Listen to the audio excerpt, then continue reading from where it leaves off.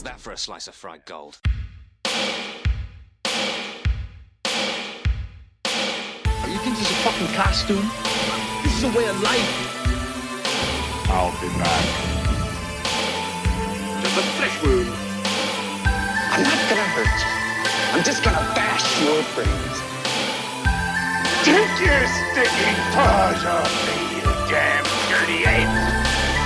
I'm sorry, Dave. I'm afraid I can't do that.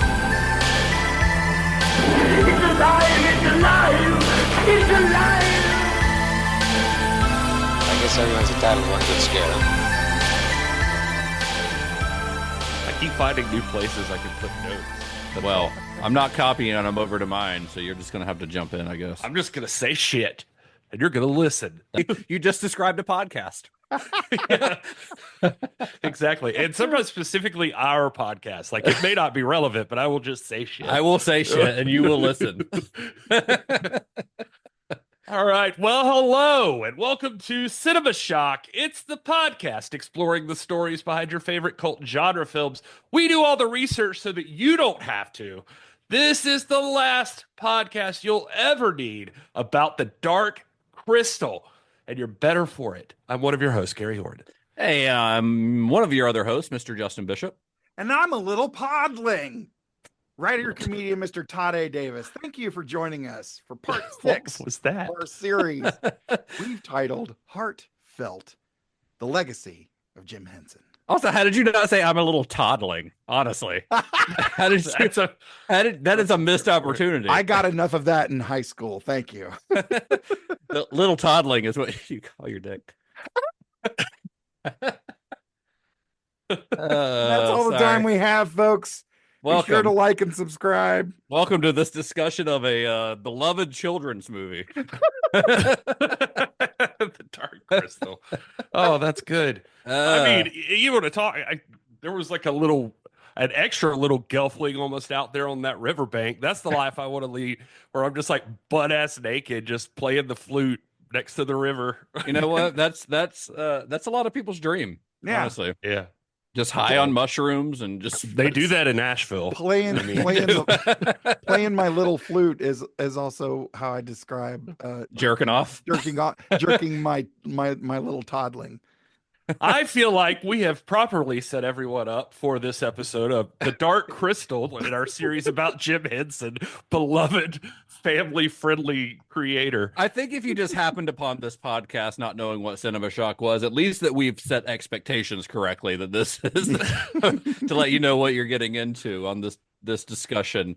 But we are going to tell you everything you need to know about the Dark Crystal, and there's a lot. There's actual information in this show. Yeah, there is. It's there's a lot of great stories about this movie. But before we get to that, I just want to shout out to our friends over at Cinema Shock Plus. Those are our subscribers who are watching the video feed right now, or they are listening to the extended episode of our discussion on the Dark Crystal, where they're getting all kinds of bonus content.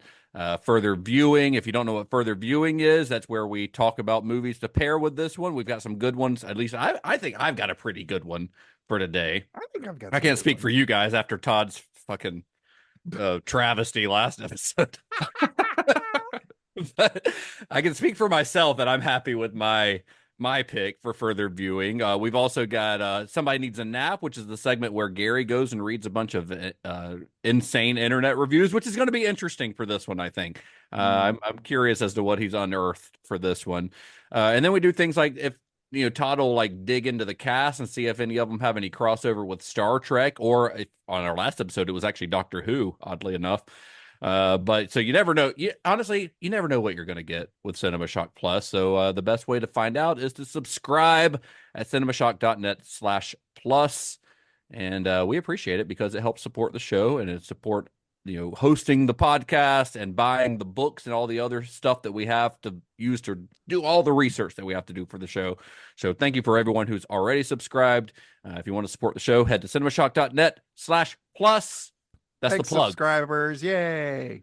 All right, so So after the Muppet movie was released to great reviews and even better box office, Jim Henson set his sights on his next project, and he was hoping to move directly into a film that he'd been dreaming of doing for years, a high-concept fantasy film, one that wouldn't feature his popular Muppet characters at all. But as we discussed in our last episode, he was convinced to make a Muppet movie sequel before embarking on this riskier film, with the agreement that he would then immediately head into production on his fantasy film. The resulting movie was easily the most ambitious thing that Henson had ever worked on, a film that advanced the art form of puppetry and movie creature creation in profound ways.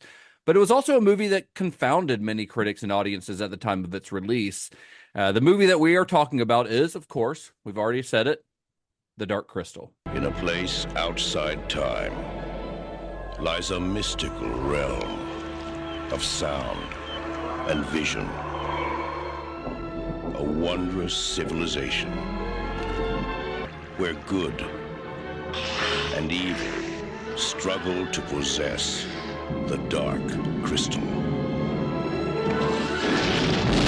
I feel like ambitious it doesn't do it justice. It's not strong enough of a word. This thing, Right. This thing's like a puppet apocalypse, Yeah. this movie. And he's like building a whole fucking planet while the rest of the world at this time is still arguing about like who has the best sock puppet. Right.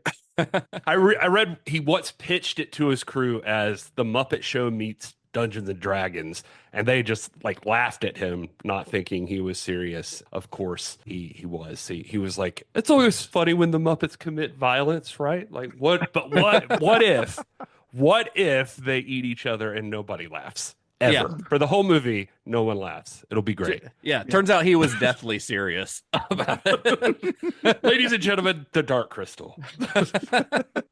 Years ago, the internet was green and good until the spoilers cracked. For the age of wonder and shards of the plot were lost. Then strife began, and two new races in the audience appeared, the cruel fanboys and the gentle normies. Here on Cinema Shock, the co-hosts take control. Now, once more, the co-hosts, the fanboys, and the normies gather as the story of Henson climbs to its peak. For this is the way of the podcast. So that was a spoiler alert, Yeah. in case you didn't get that. Yeah, that's a spoiler alert. So Jim Henson had been dreaming of doing a fantasy film for quite some time, since well before the Muppet movie went into production. In fact, he first flirted with the idea before work on the Muppet Show had even begun. Back in the early 1970s, he considered adapting J.R.R. Tolkien's Lord of the Rings series, but that ultimately was abandoned. He abandoned that whole idea because he decided that the story was just too big to handle in a single movie.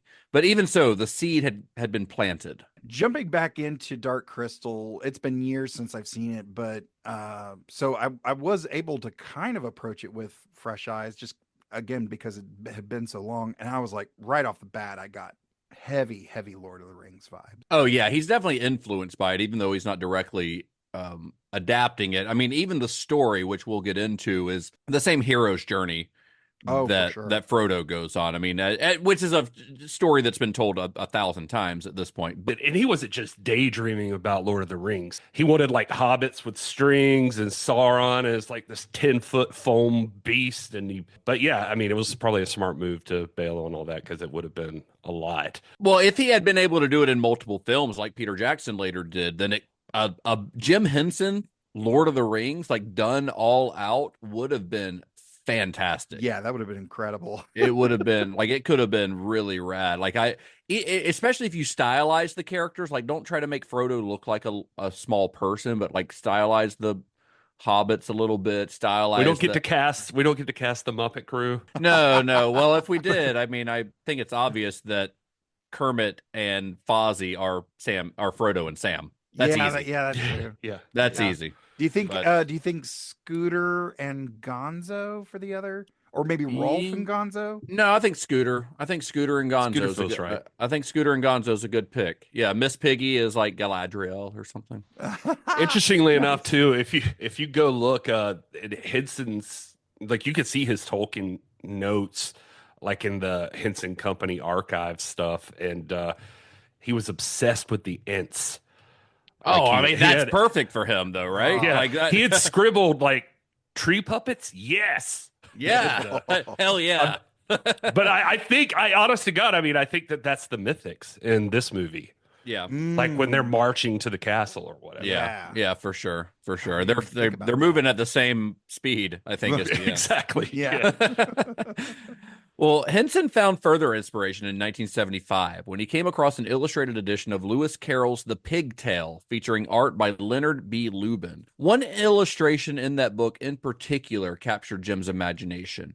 In this drawing, two crocodiles are shown in an elaborate Victorian-style bathroom, one laying in the bathtub, taking a bath, the others in the background being dressed, and the juxtaposition of these scary reptilian creatures in a fine setting was intriguing to Jim and kind of just like set his mind racing. And it wasn't just chilling, like they're decked out like they're in Downton Abbey or something. There's like velvet robes and cigars, and Henson, I guess, saw that and was like, fuck yeah, I need that energy. I had actually told Justin before we started rolling, like, I mean, we've got the image here in our notes. I kind of want that framed in my bathroom. Like It's really great. It's fun. Yeah, I love it. The one thing I was reading was, I forget, it was from one of the puppeteers or Oz or somebody was telling a story that like he had that Lupin art, like it was so trippy, and he had it like pinned above his desk for years. And there was like this rumor he would just like stare at it during breaks in the Muppet Show. You would hear him go like, Crocs, man, Crocs.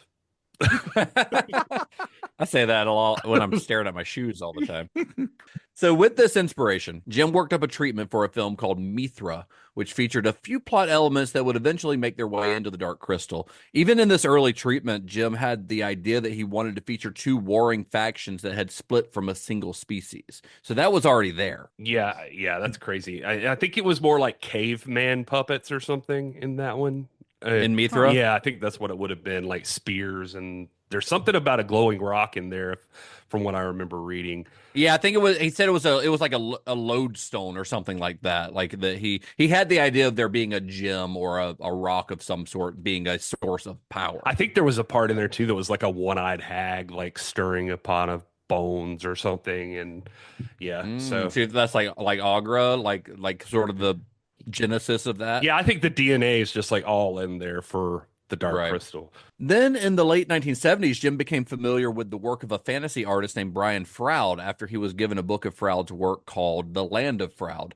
And he was like enchanted by Froud's art style. He was sort of obsessed with it. And he was excited about the idea of taking Froud's designs and translating them into 3 dimensions. It's interesting. You don't think about Jim being this way, but he does seem like he's pretty obsessed with like weird, creepy shit. Like he just, because Froud's stuff isn't just pretty fairy stuff. It's like, no, it's dark fantasy. Yeah. It's like claws and very like nature, a lot of nature, a lot of like dark woodsy stuff. Like it's not like, it's beautiful, but it's not like pretty, if that makes sense. Yeah. The it's very, oddly shaped heads, very gangly appendages, a lot of detail in the garments being worn. Yeah.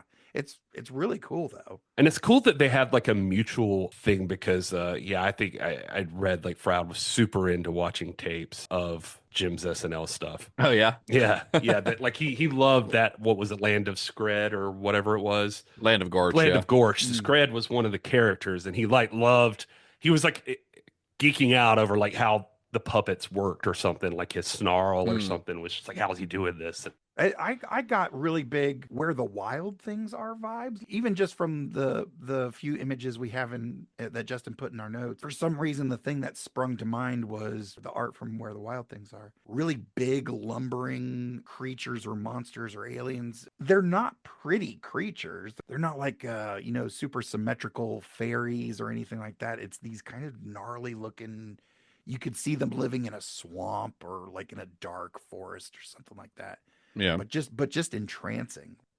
Yeah, I don't know that I really get a lot of Where the Wild Things Are vibes from his artwork other than like it being creatures and stuff. But it's funny you bring that up because obviously the Jim Henson Creature Shop would later be responsible for the Where the Wild Things Are movie, which I think is some of their most incredible work they've ever done. I adore that movie. But there is a little connection there. Nice. So after he kind of discovered Froud's work, Jim decided to push me through to the side in favor of working on a project with Froud. And as it turns out, Froud was already considering pursuing some sort of project that would bring his illustrations to life, whether it be in film or television or whatever. And Froud, of course, as Gary mentioned, he was familiar with Henson's work. He had been especially intrigued by those puppets on the Land of Gort sketches on Saturday Night Live. And puppetry, especially the kind of complex puppetry that Henson was doing, to him seemed like the perfect route to go to bring his illustrations to life. Did you guys see in your research that the Land of Gorch has extended anywhere else beyond SNL? Has anybody? No, I don't think so. I think it was sort of seen as a massive failure, so they probably just...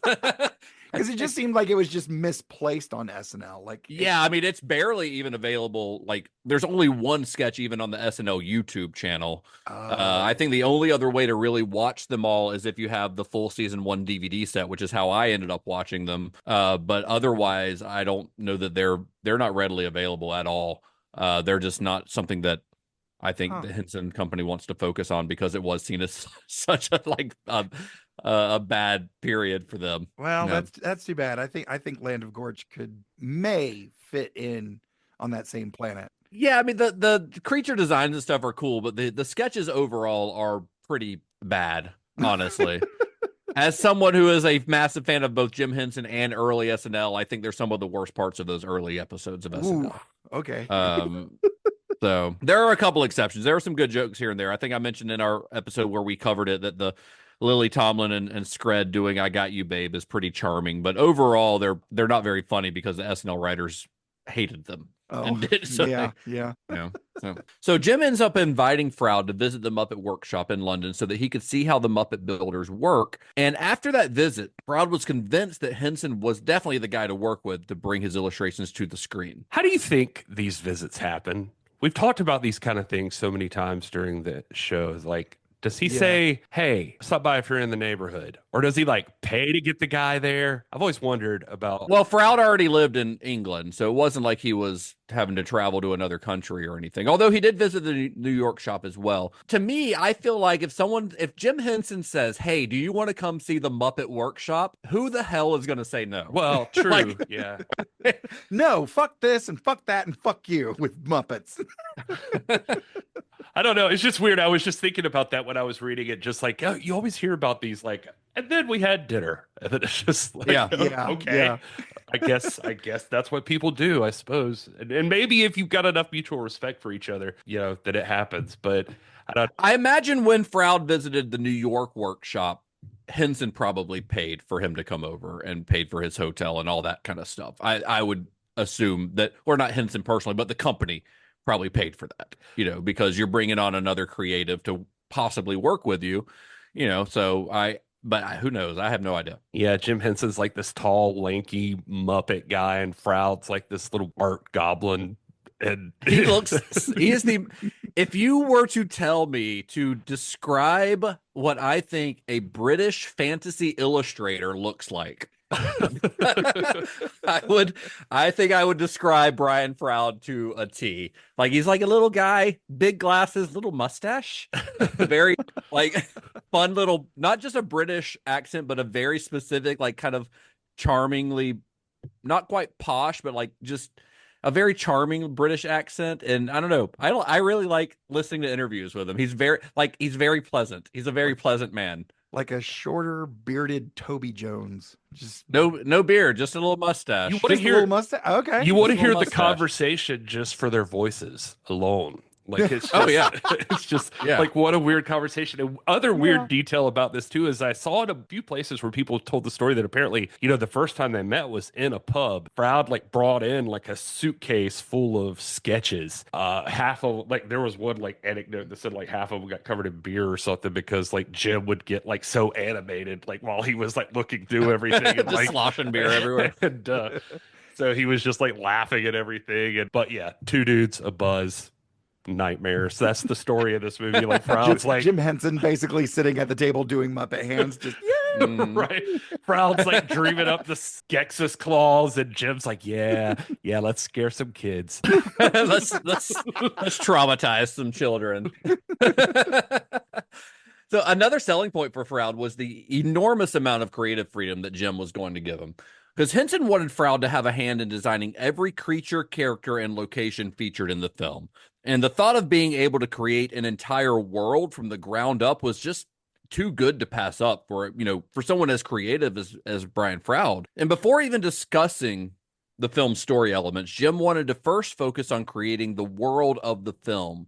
The story, he thought, could come later. So this was kind of something that stuck out to me as I was getting ready to record today. And I'm curious to your guys' thoughts. Do you think that's generally a good idea? Have there been a lot of like, I think that's a terrible idea. Yeah. Okay. All right. I just wanted to make sure I was on the right page of like, I don't, that doesn't sound like a good idea. Yeah. I think coming up with concepts and stuff of like creating a fantasy world is fine, but like coming up with characters and things like that you don't even know how you're going to utilize those characters in a story seems like a really bizarre choice to me. It seems like you could have like one element maybe that like there's warring factions or something, right? And you've got the character, like you gotta flesh out that part. Like, what's the story then, and like where are they? I don't know. It does feel weird to like generate an entire world and be like, well, I hope something happens here. Well, and the funny part about that is essentially how D&D is played. Like you get these books of like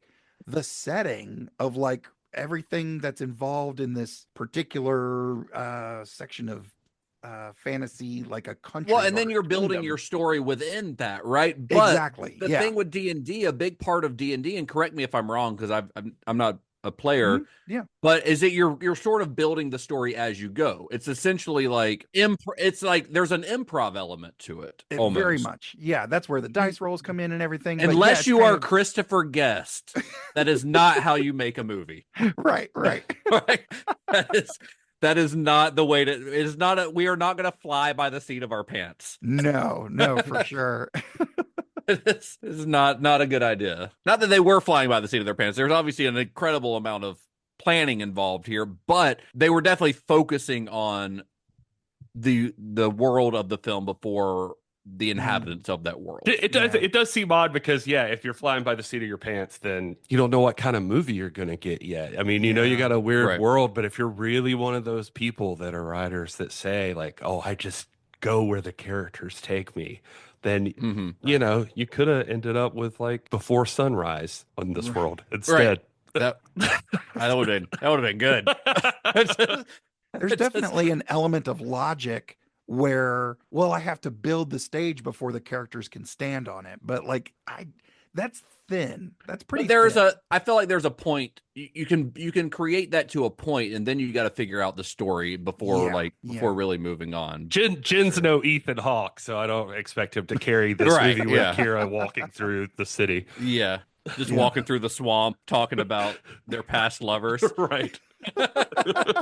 And as we've discussed in the past, this was kind of an issue with Jim. While his imagination, of course, we know this, knew no bounds, he often had a hard time articulating what he wanted to see. It had been an issue on the Great Muppet Caper, on SNL, because, remember, he created the Land of Gorch without really relaying properly to the SNL writers what kind of story he wanted to tell. The Great Muppet Caper, we made all kinds of jokes about how he just wanted it to be like funny. That's what I think about this show every time before we start. I hope this is funny. But this is a trend that would continue with The Dark Crystal. In fact, the real breakthrough in the development of the story came almost out of happenstance. Jim and his 16-year-old daughter Cheryl found themselves stranded in a hotel due to a snowstorm that grounded their planned flight from New York to London. And forced to stay in a hotel near the JFK airport for several days, they passed the time by workshopping story ideas for Jim's fantasy project, working in a few elements from the scrapped Mithra treatment into the mix. And by the time they left the hotel, Jim had a full-on 16-page story treatment. He even had a title for the new project. He was calling it The Crystal. So now, with more than just an idea, with tangible, actual story elements in hand, Jim set his Muppet builders out on a quest to work on ideas of ways to create characters unlike anything that we've done before. No pressure. Yeah, no big deal. You got to remember when we're talking about all this, that Jim is doing all of this while he's working on multiple other projects. Around this time, when he's writing this script, he's still putting the finishing touches on the Muppet movie, not Muppet Caper, the Muppet movie, the first one, which would be released in the summer of 1979. That release was, as we've already talked about, hugely successful.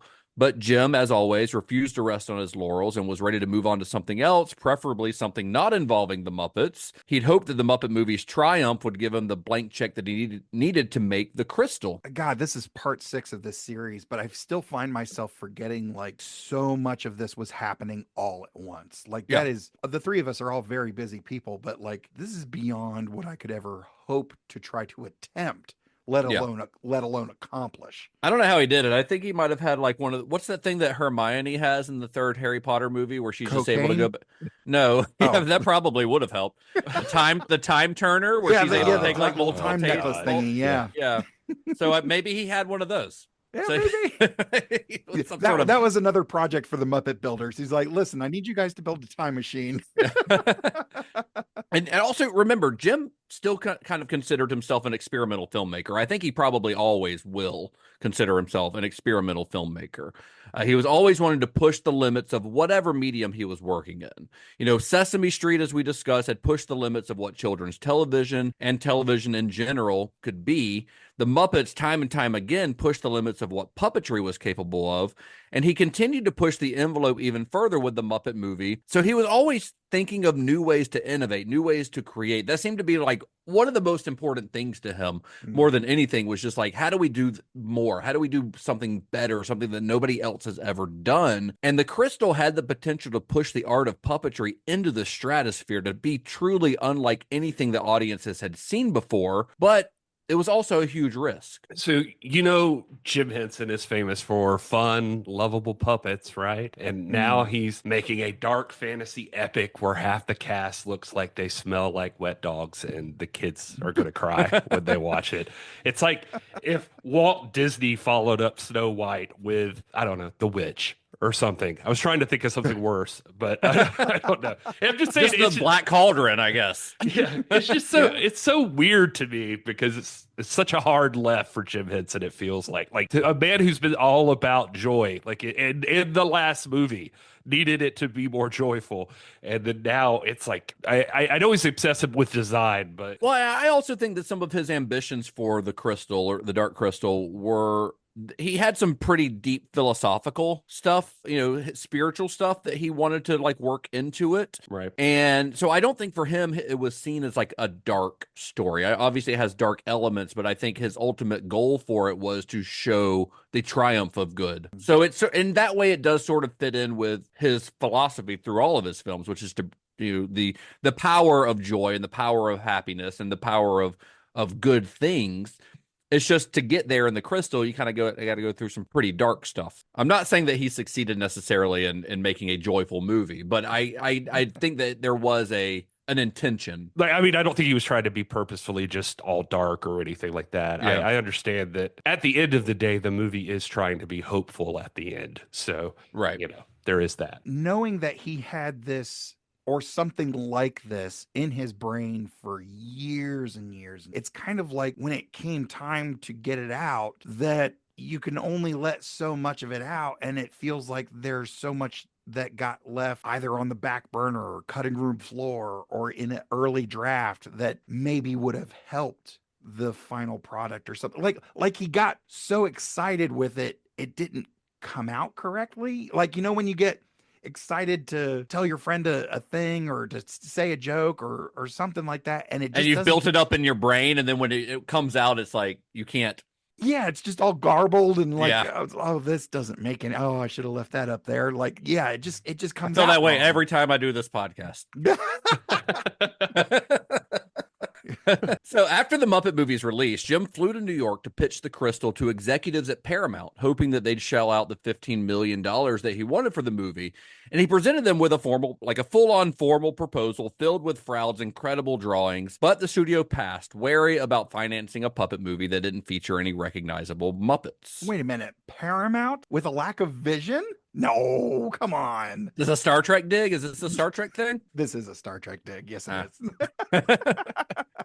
Honestly, I kind of get this about the studio. First off, puppet shows seem like they're a quirky in-person thing in the first place. But then they start to work on kids shows, and Henson comes along and single-handedly, well, he's got friends, but you know what I mean? He's evolving this whole medium and taking it to places nobody would have ever pictured, like especially with like puppets. Honestly, I wonder if that's how all puppeteers look at Jim Henson. Actually, now that I think about it, like, just like, did they view him in this way that like, that this is like the god? They have to, right? Yeah, I would imagine so. Yeah, Because it's amazing just how much we've seen him evolve that art form. It's crazy. I don't think anybody since has done it like that. No, Not with that level of innovation and success. And yeah. Anyway, I guess what I'm saying is he struck gold with the Muppets, and then he made them a household name. But even still, I bet when you take it to a studio, I'll bet that looks like it's lightning in a bottle, And what are the chances that you could do that twice? Bring me Kermit and Piggy, fine, it's got history, but you want to leave the gang at home and you want to bring like a whole new puppet thing, and you want me to give you millions of dollars to do it? You got to really have faith in somebody. If he had pitched that idea, but instead of Jen and Kira, it was Kermit and Piggy, he probably would have sold it on the spot. Right. I could see that working. That's tried and true. Yeah. But yeah, it's so weird to just like have a whole other thing. No, I don't want to fuck with them this time. I want something. I got something new. Yeah, I got new puppets. Which honestly is admirable for him. No, it's ballsy. Want to just, because it would have been easy to do another Muppet movie. Right. You could have even done like B or C tier Muppets of like Scooter and Beauregard as Jim. Beauregard. Oh my God. Yeah. Well, hell, there's, I think, an argument to be made there that he does kind of look a little bit like one of the Mystics. He's got that same nose shape, but so does every Fraggle. Oh yeah. Oh my God. Yeah. I was about to say, like, what is it, like Mowgli? Mowgli looks like one of the Mystics. Mowgli is from the Jungle Book. Jungle Book. No, I said what I said. There's Red. Moki. Okay. Moki. That one. Yeah. The real Wembley. The hippie one that's like in the robes and the like the main guy. Oh, that one. That's oh shit. That's Mowgli. Anyway, we'll move. It doesn't matter. So, as we recounted in our Muppet Caper episode, Jim then approached his Muppet Show and Muppet movie financier, Lord Lou Grade, Sir Lou Grade. Did you notice that when we watched the Muppet movie, he's credited as Sir Lou Grade? So he's been knighted at some point. Still goes by Lord most of the time because Lord Lou Grade, it's alliteration. It just sounds good. So, so Jim approached Lord Lou Grade about funding the Crystal, and they ultimately came to an agreement that Grade would fund Henson's fantasy film if he'd make a Muppet sequel with, a guaranteed moneymaker first. Jim agreed. The Great Muppet Caper was, of course, another big success for the company. And as soon as that movie wrapped, Jim immediately got to work on the Crystal, which Grade had pledged a budget of $14 million. Speaking of ballsy, by the way, is like Froud's like sitting over here with this like creepy little drawings, and Jim's like looking at him like, yeah, I'm going to get us some millions for this bitch. Meanwhile, I'm trying to get my dog to eat her dinner, and there's levels to this. Different life. So there was an upside to working on the Muppet Caper first. It allowed Jim, Frank, Oz, and several members of the Muppet design team the chance to work on an outside project that would prove to be a key piece of R&D for technology that would eventually be used on the Dark Crystal. At London's Elstree Studios, across the street from where Henson was filming the Muppet Show, there was another filmmaker who was also pushing the boundaries of special effects technology. His name was George Lucas. Have you heard of this guy? Yeah, they can't all have huge careers. So George Lucas had long been a fan of Jim Henson's work, and when it came time to prep his own sequel, a follow-up to 1977's Star Wars, Lucas reached out to Jim to help him create a realistic puppet for a new character that he was writing, a small wizened Jedi master named Yoda. Lucas had gone over several possible ways to portray Yoda on screen, including, I found this out, I had never heard this before, but I found this out during my research, including having a monkey in a costume. That was one of the ideas that George Lucas had for Yoda on The Empire Strikes Back. Listen, there's no bad ideas. Okay, there's some bad The ideas. monkey Yoda. Picture that little psycho in a Jedi hat, swinging a stick, pissing all over the place. Like, I'm the Force. Just throwing shit at Mark Hamill. Yeah, I love it. Like it was like a capuchin monkey in a tiny robe with a mask. Wasn't there another movie we talked about in the past where somebody had considered putting a monkey in a costume and then decided to go another direction. God, what what was it? I can't was remember. that recently? It was another movie. It was another movie that we've talked about on the podcast. Well, there was Alien had a dog as the alien. Alien had a dog. That's Well, right. Alien 3 had a dog in a costume. Yeah, so maybe that's what I'm thinking of. Which also they actually filmed that and it looked like a dog in a costume. That's what it looked like. This monkey's name, no shit, was Bobo, and Bobo. and supposedly he Bobo as Yoda. That sounds like gobbledygook. Wait, they actually tried this? That's what I was reading was who knows if I validated it enough times. Man, I'd kill to see that if that's for real. But oh yeah, if that footage is out there, I want to see it. Yeah. Anyway, well, George Lucas ultimately and wisely decided that a puppet was the better way to go. And who better to build it than the most famous puppeteer in the world? Lucas is like, I need a puppet guy. Jim's like, say less. I got a frog voice and a glue gun. Let's do this. And so Lucasfilm and Henson Associates began a collaboration to create the technology needed to bring Yoda to life. Originally, Lucas wanted Jim to perform as Yoda himself, but Jim's schedule, as usual, was far too packed. So he recommended his right-hand man, Frank Oz, for the job. The good move here is I love that Jim helped George Lucas get the man with the right temperament for the job. Yeah, that's true. Yeah. Yeah. Jim Henson Yoda would have been a little too cheery, maybe. I don't know, but Frank Oz, right on. He's got just Yoda, the right amount of ornery, right, just the right amount of. I wish I wasn't talking to you right now. Yoda was an incredibly complex special effect, light years beyond what anything Henson had even done up until this point. While Muppet designer Wendy Midner, I think that's how you say her name, Midner, Wendy Midner had sculpted the puppet, designed based on designs by Joe Johnston, who we love. It was Lucasfilm's crew that rigged the mechanism that controlled its eyes, ears, and face. These mechanisms required thick cables to trail out of it so that the puppet could be controlled off screen. So basically, they're like holding the puppet, but there's these big old wires coming out of it, streaming offset so that somebody could control the eyes and things like that. The result was a puppet that was, in Frank Oz's words, really fucking heavy and cumbersome to work with. That's a direct quote from Frank Oz. And it actually took 3 people to operate Yoda. In addition to Oz, Yoda was also operated by Muppet designers Kathy Mullen and Wendy Midner, who Wendy Midner, by the way, would become one of the lead builders on the Dark Crystal and would eventually marry Brian Froud. They fell in love in the Muppet Workshop. Isn't that sweet? That is kind of cute. Gotta love connection. Kathy Mullen ended up marrying Michael Frith, Jim Henson's creative director, and the guy kind of the showrunner on Fraggle Rock. But they ended up getting married much later, like in the early '90s, I think. But yeah. Loving the Muppet love. Look at that. And it wasn't just really fucking heavy. It was apparently also very sweaty too, by the way. Oz said it felt like he was made of like latex, and he said it felt like it was lugging a wet couch. And so like there were all these cables you can see in pictures like Yoda octopus or something. And like Kathy Mullins like twerking the ears and Wendy's own eyes. So 3 people, 1 gremlin. It's just chaos. But it's a miracle. Yeah. They made it happen. It's a lot. Yeah. It's a lot. And yet, despite how difficult the puppet was to operate, and it was very difficult, it was ultimately deemed a success. I mean, we've all seen it. And the end result was one of the most memorable and well-known characters in all of pop culture. Like, everyone knows who Yoda is. But Oz was the right man for the job. Otherwise, you've just got Henson, and he's like, hi-ho, there is no try, just my spine snapping. Well, more importantly, at least to Henson and his crew, this experience taught them what didn't work when creating these complex creatures that combine animatronics with traditional Muppetry, which they had done some animatronics on the Muppet movie and the Muppet Caper, but nothing like this, not even close. And for one thing, they knew that the puppets that they were creating for the Crystal needed to be lighter and more flexible than the Yoda puppet had been.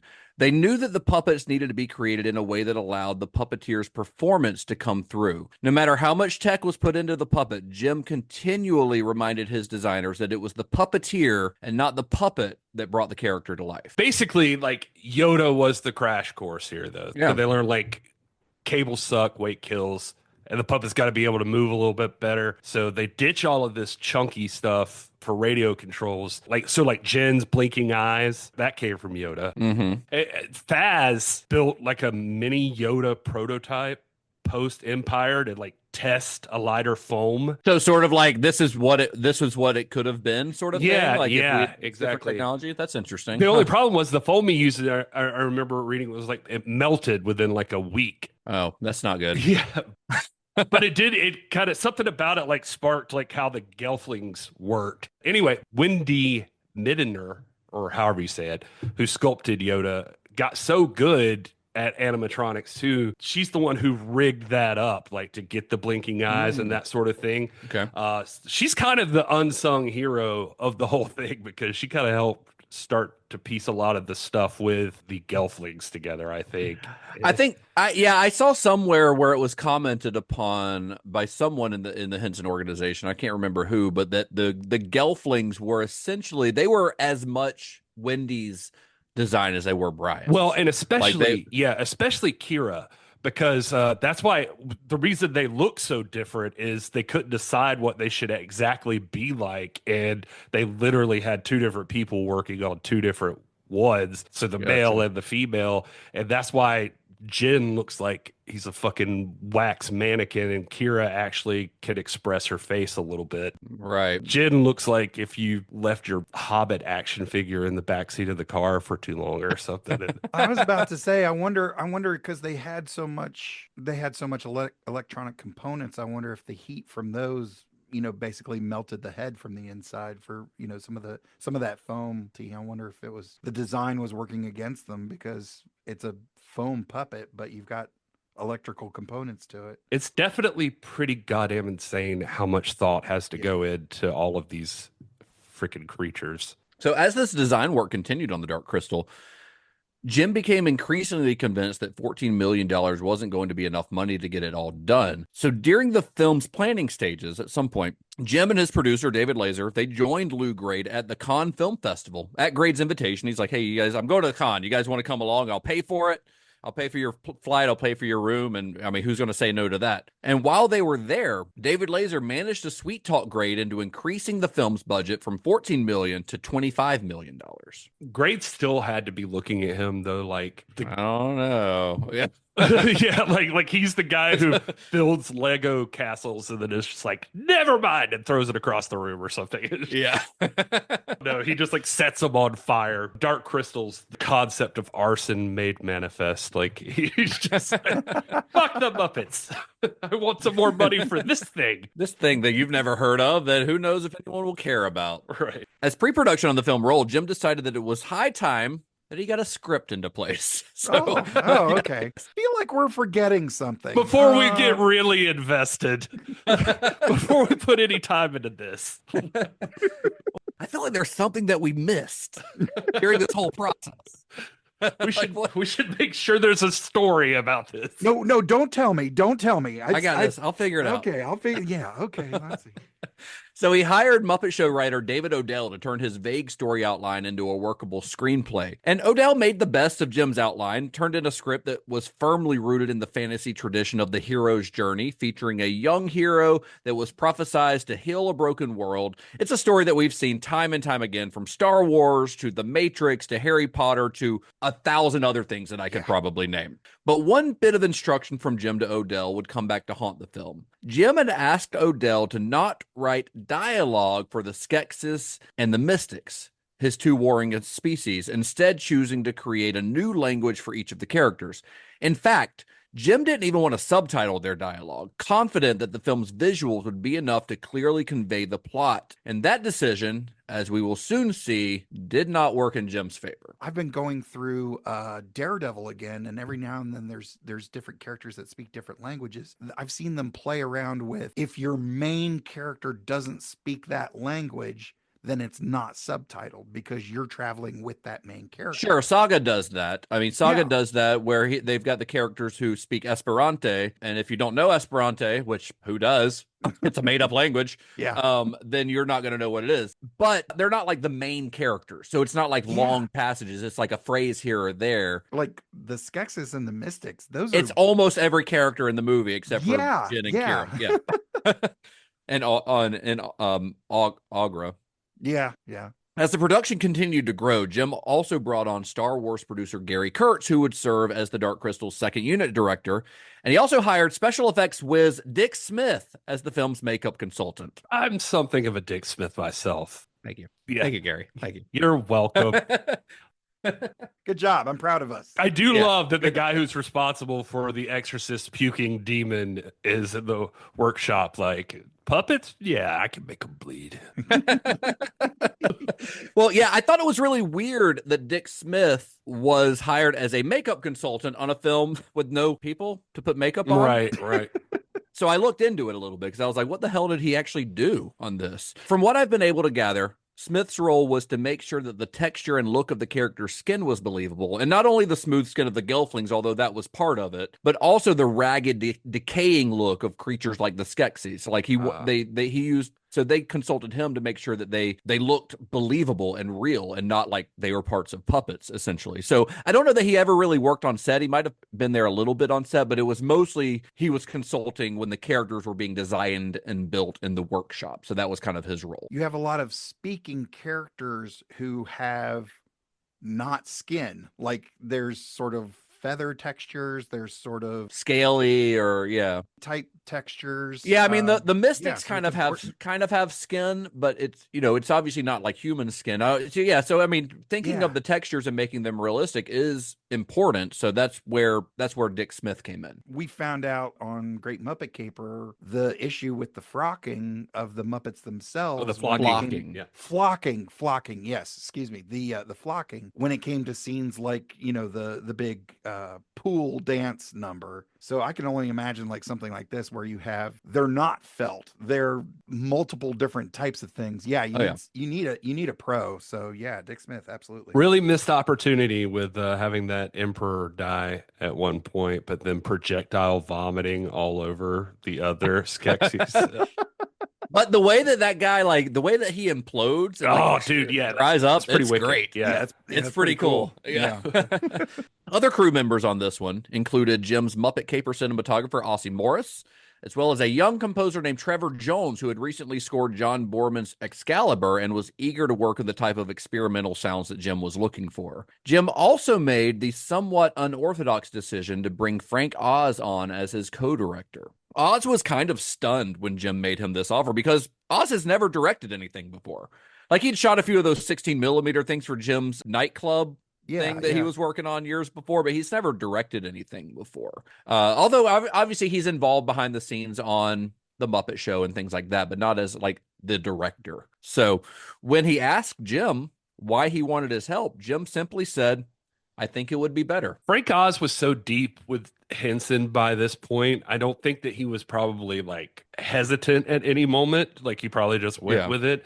He did say in an interview later on that he had no clue what he was doing, but he said he would just tell himself like, Jim's got it. Yeah.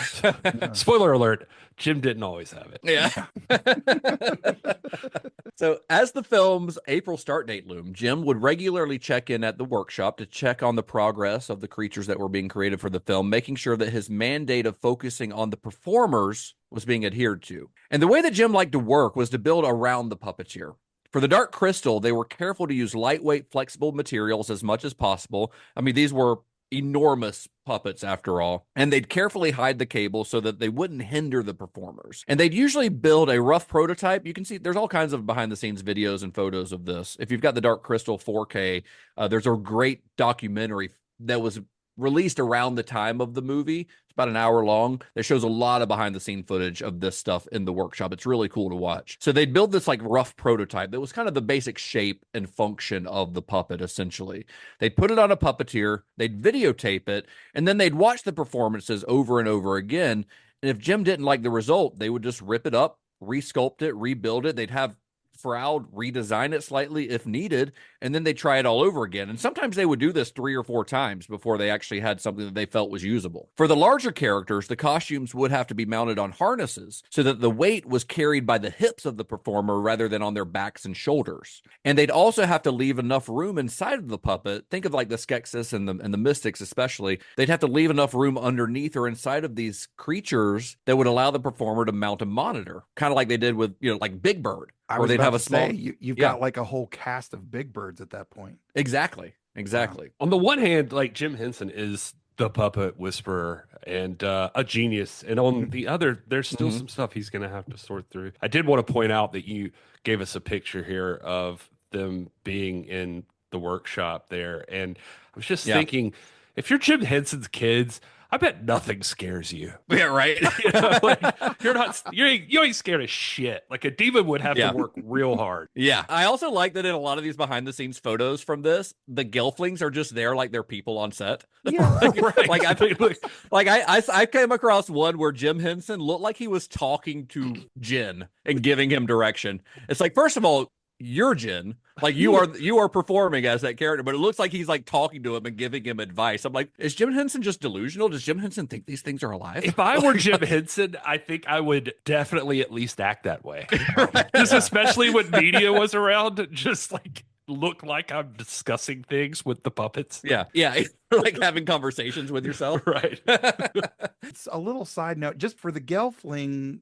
There was also clearly shots in the movie where it is an actor in a costume. Did they have like multiple builds, or did they have, do we know if they had like masks with animatronics in them, or it didn't look like any of those shots were close enough to need something like that. I don't think the shots where you see the full body, I don't think that animatronics were necessary, because it's usually a wide shot where their face isn't moving, because Aughra also has 1 or 2 full body shots.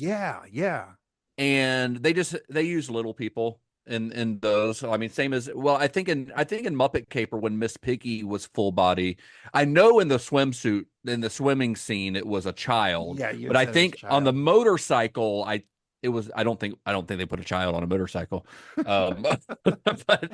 But I don't know that for sure. I can't prove that, so don't quote me. So on this one, there was an actor named Kieran Shah, who was the little person who was in the suit. The full body performance? Yeah, and Kieran Shah has done stuff like, he was a double on Lord of the Rings. He's from New Zealand. He was a double on Lord of the Rings, Chronicles of Narnia. He's in things like that. And there was another one. Deep Roy is the other one. Oh, yeah. And Deep Roy is very well known. Deep Roy's in Empire Strikes Back, Neverending Story, plays Teeny Weeny in Neverending Story. He's in Star Trek 2009. He's in Charlie. He's all over Charlie and the Chocolate Factory. He's all of the Oompa Loompas in the Tim Burton one. Right. Yeah. So Deep Roy is very well known. So yeah, those were the 2 little people performers who played various roles in the Dark Deep Crystal. Roy Keenser in Star Trek? Yes. Okay. In the 2009. Okay. Yep. Cool. Yeah. So the nature of the characters that were being designed and built for the Dark Crystal meant that Jim had to look outside of his regular crew of Muppet performers. Many of these puppets required full body movement, so the production specifically looked like, when they put out a casting call, they specifically looked for people with backgrounds in dance and acrobatics and even mimes. People who had the physical stamina to work in hot, cramped, uncomfortable conditions for, hours at a time. So after hiring his performers, Jim brought in a European, I think he's Swiss or Swedish, mime artist, even though his name sounds very French, Jean-Pierre Emile. He was from Sweden or Switzerland. I can't remember. He's definitely not from France. But he was a mime artist that Jim brought in to lead all of his performers through 8 months of movement training. Looking at the way the Muppets sort of bounce as they walk, but knowing that they were trying to do something else here in Dark Crystal, that movement training is such a vital thing. It kind of boggles your mind. Especially for these like full body shots. I mean, these are new creatures that have to move a certain way. So like it makes me think of things like Tim Burton's 2001 Planet of the Apes remake, where they brought in like movement guys to help these actors move like monkeys, and things like that. It kind of made me think of that. Like, we have to figure out how these creatures would move. Yeah, exactly. Because they're not monkeys, they're not apes, they're evolved apes. So they're not going to move exactly like an ape. We got to figure out exactly how they're going to move. So how do you create the movement for a character that's never existed? Which is what they're doing with this, which is pretty neat, I think. Yeah, I think that's pretty cool. So while performers were being trained to bring the film's characters to life, Jim's London workshop, which was coming to be known as the Creature Shop, was busy bringing the world of the Dark Crystal to life. See, the entire universe of the film was being built from the ground up, so anything appearing on screen had to be built specifically for the film, meaning that the workshop was teaming with craftsmen such as jewelers, furniture makers, potters, wood carvers, and armorers. Basically, if anything was going to appear on screen, it had to be built from scratch, because it had to fit into this world that they were building. They couldn't just go out to an antique store and buy something. Even looking at stuff that they were doing on the Muppet Show, which is, I mean, some of those sets got pretty elaborate. The first couple establishing shots here in Dark Crystal, it's clear that it's manufactured, but it's manufactured on a level that is mind-blowing. It's just kind of like, oh my God, like every little leaf or every little creature, even like the tiny little things. It's just, it's really fascinating. And it all looks like it fits into this world, like it works. You know? Yes. Every creature, every plant, even some of the plants move and things like that. That was all Brian Froud. I love the little things that when Jen's climbing up the rocks and there's these like sea urchin kind of looking things with all the like fronds and they tentacle and they go like rolling. Like I don't know what those are. They're never really shown in the movie again, but it just creates this universe that exists. Like you believe that the world of the Dark Crystal has always been in existence. You know what I mean? Like it has a history. Oh, sure. When filming on the Dark Crystal began on April 15th, 1981, it became clear that there was some confusion in regards to who was running the show, since most film crews aren't used to working with two directors on a set. Now, I think directing duos have become a little more common in recent years with teams like, you know, the Wachowskis or the Coen brothers, Joe and Anthony Russo, the Hughes brothers. You know, I can name a few more, but, you know, it's a little more common in more modern, more recent times, I guess, than it was in 1981. In the early 1980s, this was pretty uncommon. Like, you didn't see directing duos. I tried to, like, rack my brain thinking of more, and the only prominent directing duo, and I'm sure there are other directing duos, but as far as, like, prominent ones prior to this, all I could think about was Michael Powell and Emmerich Pressburger, but by this time, it had been a decade since they had worked together, as they worked together in the 50s through the early 70s. So this was sort of uncharted territory for anyone on the crew. And not to mention, like, this was Jim's vision. And it was a vision that Oz admittedly didn't quite understand. Like, he just didn't quite get it. This had been, you know, Jim had been working on this idea in his head for years and years, and then he just brought Frank on to, like, help with it, but it was still Jim's vision. And Oz has said, you know, kind of looking back on the film in retrospect, he said that probably made things more difficult for everyone. Because the crew, they all saw Jim as the leader, as the boss, which is understandable because Jim's always been the guy running the show. But that also meant that Oz would often feel ignored or slighted when things weren't run by him. Like, people would go to Jim and just not even ask Oz. And that happened quite regularly on set. I can easily picture that these two guys are doing it, like Jim's thinking of it as like, we're bros. You could be a director too. And then you can pick up some of the slack, you know, and that's sort of. But the crew is not necessarily looking at it. Right. Yeah, exactly. And so, and I'm thinking, and that can be frustrating because, I mean, that can be frustrating in any job. Like if you've got to share responsibility or if somebody brings in somebody else and you're like, this person's making decisions and you're like, well, wait a minute. If I'm co-director, why? Like, you may not have cared, even if you didn't care before. Now you're like, okay, well, why am I not a part of this decision making? And you know, and that sort of thing can be very frustrating. I was thinking about it as you said. I hadn't really thought about it before. Like if there were like 80s directing duos, and you're right. I mean, like the first thing I can think of ever remembering on a movie that felt like a directing duo, which is not the same thing, so don't get me wrong, but is like if you were talking about with like Indiana Jones stuff and like Spielberg and Lucas or something, you know, where it felt like both guys had like a lot of pull. Or I remember the Blues Brothers, I think Aykroyd had like a lot of say alongside like Landis or whatever. But I mean, even like I've been reading, I've been watching my way through Scorsese's movies, and I just watched Raging Bull the other day, and I've been reading about Raging Bull, and I didn't realize how much creative pull De Niro had during that movie. I mean, I would never say that he co-directed it, but in the planning stages and the writing stages and stuff, like he was as involved as Martin Scorsese was. Like that was his passion project. But when it came to like on the set, day to day, Yeah. yes, there were decisions that Robert De Niro was helping make, but it was Martin Scorsese's show all day long. Yeah. You know, That kind of makes me think of Sin City, where like clearly Robert Rodriguez is the director, but he wanted Frank Miller to be there, hands-on, like in the mix with all the stuff. So yeah, Frank Miller should have really just been brought on as like a consultant A or consultant, something on yeah, that, you know, absolutely. and not a co-director, but you know, that's whatever. But yeah.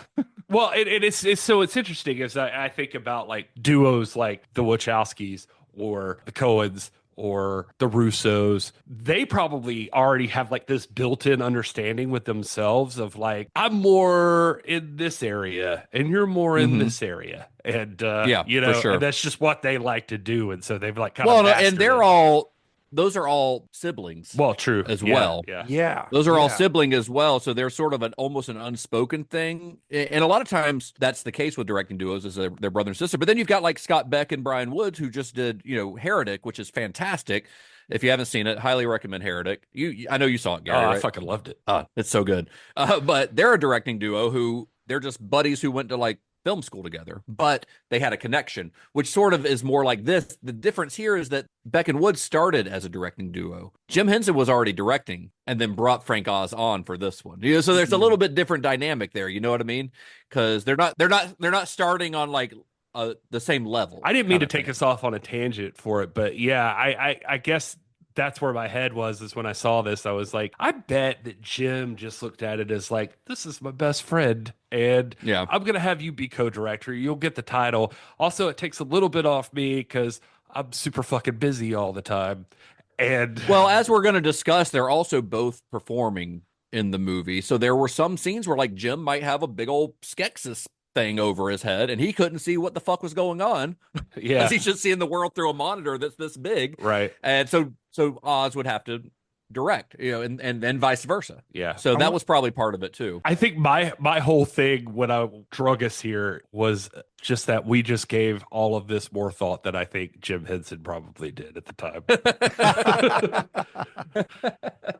Well, typically on a kind of a day-to-day basis, Oz worked more closely with the performers, while Jim spent more time overseeing the film's more elaborate special effects sequences, like the Skeksis banquet sequence. That was a scene that had been in Jim's story outline since the very first draft. He was very excited about doing that scene.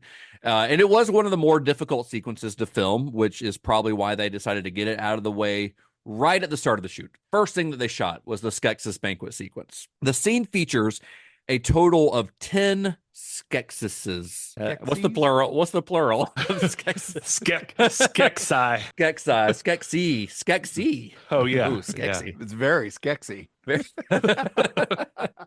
And each of these Skeksis took 4 people to operate, which meant that upwards of 40 puppeteers were crammed under the set operating these puppets for this scene, because this is the only scene where there's that many kind of in one shot. And making things even more difficult for the performers was the fact that they used real food for the props in the scene. And over the course of the week that it took to complete the scene, the smell of latex and rotting food turned the set into a stinky, sweaty mess. I believe that is the exact terms that Frank Oz used to describe it. One of the performers even passed out from exhaustion and from just heat and the smell of it all. It sounds terrible. Yeah, that it sounds does. awful. It does. I mean, just the smell of like hot latex is bad enough, and then you throw some Yeah. rotting chicken in there, and like, no, thank you. Not to mention you're probably in very close quarters with 39 other people. Yeah, and you're very Yeah. sweaty, and everybody's got BO, and like it's Little did they yeah. know that later this would be a TikTok thing. Like, I don't know how many of these you've seen where like the videos where somebody's in one of those big blow up suits and they're doing the dancing around and somebody goes and like farts right into the vent. And they're trapped inside the like suit. I saw one where a guy did that to his grandmother's like oxygen thing. It's like the air purifier thing that's on her face, and there's like an air purifier, and he just goes right up to the air purifier and farts right into it. Oh my god. You want to hear the really fucked up thing? It's the videos like that make me realize I had a missed opportunity when my mom was on the You could have farted. I could have farted into the There was no TikTok or instant anything back then, so you would have gained nothing other than your own personal. And you'd have pleasure. felt like a piece of shit now. So Yeah. As I mentioned, Oz and Henson were not only co-directing the film, but they were performing as well. Each of them played a Skeksis. Jim was the high priest, Oz was the chamberlain, and they each also performed one of the film's lead roles. Jim performed as Jin, the film's Gelfling hero, while Oz performed as Aughra, the keeper of secrets. Aughra was kind of perfect for Oz since her construction was not unlike Yoda's. Like, they were very similar in the way they were constructed, although she had been made more lightweight and more flexible than Yoda had been. Yeah, but Oz still did, from everything I could find, hate Aughra at first. I called it like her head a big hairy bowling ball with attitude, and it took like 3 days to figure out how to operate her without dropping her somewhere. She's a little top heavy. Yeah, she sure is. I just pictured but she's got an ass for days. I just pictured Oz like having like Miss Piggy tantrums in there, like just. Yeah. Aughra's interesting. I mean, we don't have to go off on a tangent, I guess, but she reminds me of my aunt who just shows up at like the family reunions and she's like in a robe and she's talking about whatever phase the moon is. And yeah, she smells like incense and books and illegal stuff. I don't know. And then I read that your aunt sounds cool. I probably appreciate her more now than I used to. The original plan was she was supposed to have like goat legs too or something, but that would have been difficult. Yeah, they cut that because it was too hard to like find somebody to puppeteer that part. Couldn't train a goat. Yeah. But I guess also there was like some like little fun fact I saw where like, oh, we almost give her 3 eyes because I don't know, who knows. But the eye thing, good job on that because that was nightmare fuel for. I think it's great. I love that. I love that the first time you see her is just her eyeball in her hand. I think that's a great character introduction. Well, Jim arguably had the tougher job in performing as Jin, since the Gelflings were unlike anything that any of the characters that the Muppet performers had created so far.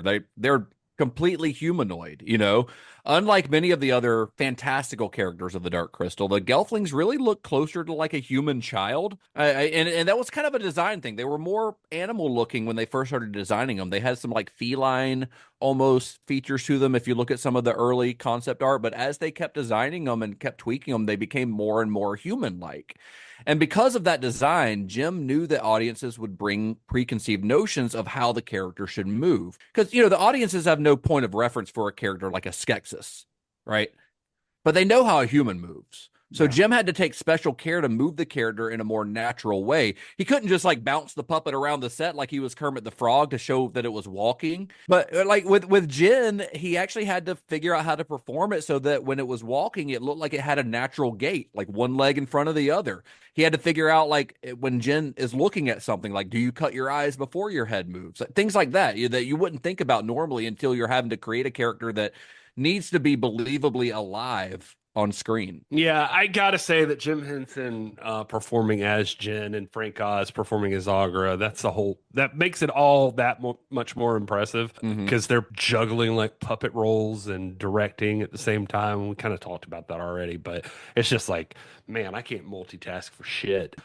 And these guys are nailing it. I did want to say that, like, yeah, you mentioned the Skeksis didn't have like a point of reference or anything, but that is the part that blew me away the most this time around is those guys, because they're just like just the detail that went into them with like twitches, that their eyes twitch or like a little part of their face twitches or something, and it's just like, what the fuck is that? Nobody else would ever think of that. But it makes them more believably alive. Oh yeah, I was just like, that's so cool. Like I know now how they're doing that, but even still, it's like if you're a kid and you're watching that's that much more above like a Muppet or something. You can't fathom at that point in 1982 how that is a thing. I don't think. It's just crazy. And and there was a distinction made. Like the people working on these in the Muppet Workshop in London started referring to what they were creating as creatures. These were not mere Muppets. These were creatures. There's something else. And Jim kind of encouraged that. He liked that distinction. It caused some animosity between the London Workshop and the New York Workshop, where they were definitely making Muppets because they were working on Sesame Street and stuff like that. So there was a little bit of like a rivalry between the two Henson workshops there for a while. But this was sort of the beginning of the Jim Henson Creature Shop, and these were creatures because they were far more complex, and they had the animatronics and things like that. More that they weren't just like puppets; they were something completely different. There's stuff there that still, even to this day, like watching it when this time around, or I've watched it a couple of times now, it still like impresses me just how they work, just how much had to probably go into those things to make them function the way that they do. Because it's easy to just like say, yeah, we put on a costume or whatever. Yeah. Even Big Bird is still impressive to me, but there's like an extra layer added on. This. Oh yeah, far beyond. Yeah. Mm-hmm. I was looking at, because we've already talked about the different versions of Jen. It made me appreciate the editing when you see different versions of Jen in one scene and how it's cut together. It's pretty smooth. Oh yeah. And I really appreciated that. I think that was really well done. I did want to say too, there was no like frame of reference for them, like you mentioned, but they did initially. I was reading somewhere that they had like an idea that they were going to be based on the 7 deadly sins at first. The Skeksis. Yeah, the Skeksis. Skeksy. Yeah, that's why they all got like these different personalities. Like the Emperor is pride, and the Gourmand is gluttony. I think that they look like, but there's 10 of them, so they had to make up some new sins. Yeah, so they ended up making extra, I guess. But now they just look like what happens when billionaires get too much money or something, and they, or they look like when rock stars don't retire, like it's Steven Tyler and Mick Jagger, Brett Michaels.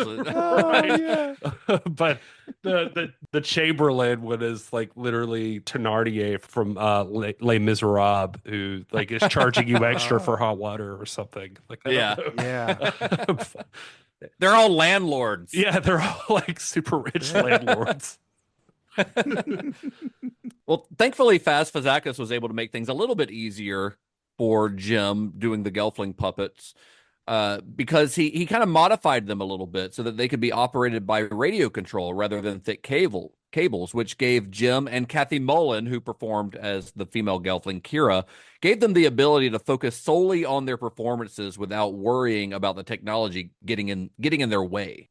When I said earlier too about the unsung heroes and everything, I mean it is worth mentioning like Fazakis is also an unsung hero. Like, absolutely, yeah. That guy's name does not. I did not know it before this series, and, I didn't either. And that guy, he's fantastic. Like, he was big in the Great Muppet Caper too. I don't even think we even got into like just stuff about like Kermit's limo ride and like just different things that this guy was able to pull off. But the Gelfling rig was so advanced. Yeah, he had. I think he did like 20 prototypes before Jen's face stopped looking like he was a drunk doll.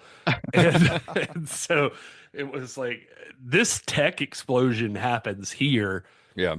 Gelfling's like blinking with radio control and Skeksis claws snapping with animatronics. And it's like you take the bike tricks from like a Muppet movie and you put them on steroids. Like it's a totally different things that you. And this is only like 2 years later. This is not like a huge leap in time, Yeah, you've gone from like a fucking frog pedaling across the street to like you're puppeteering a goddamn like ecosystem here. Yeah. You had Yoda as the research and development, like Empire was the bridge from the Muppets to this thing, and Dark Crystal's the payoff for that. But yeah, like Henson's like, oh, pedaling bikes is cute, but let's make them cry. Yeah. I also saw that the Crystal Bats were considered one of the first fully animatronic puppets they had ever made that like were controlled completely remotely, which was a huge deal at the time. Yeah. Oh, that's cool. Even if the Gelflings kind of look like if Legolas from Lord of the Rings fucked a Precious Moments figure. That's the best description of a Gelfling that I've ever heard.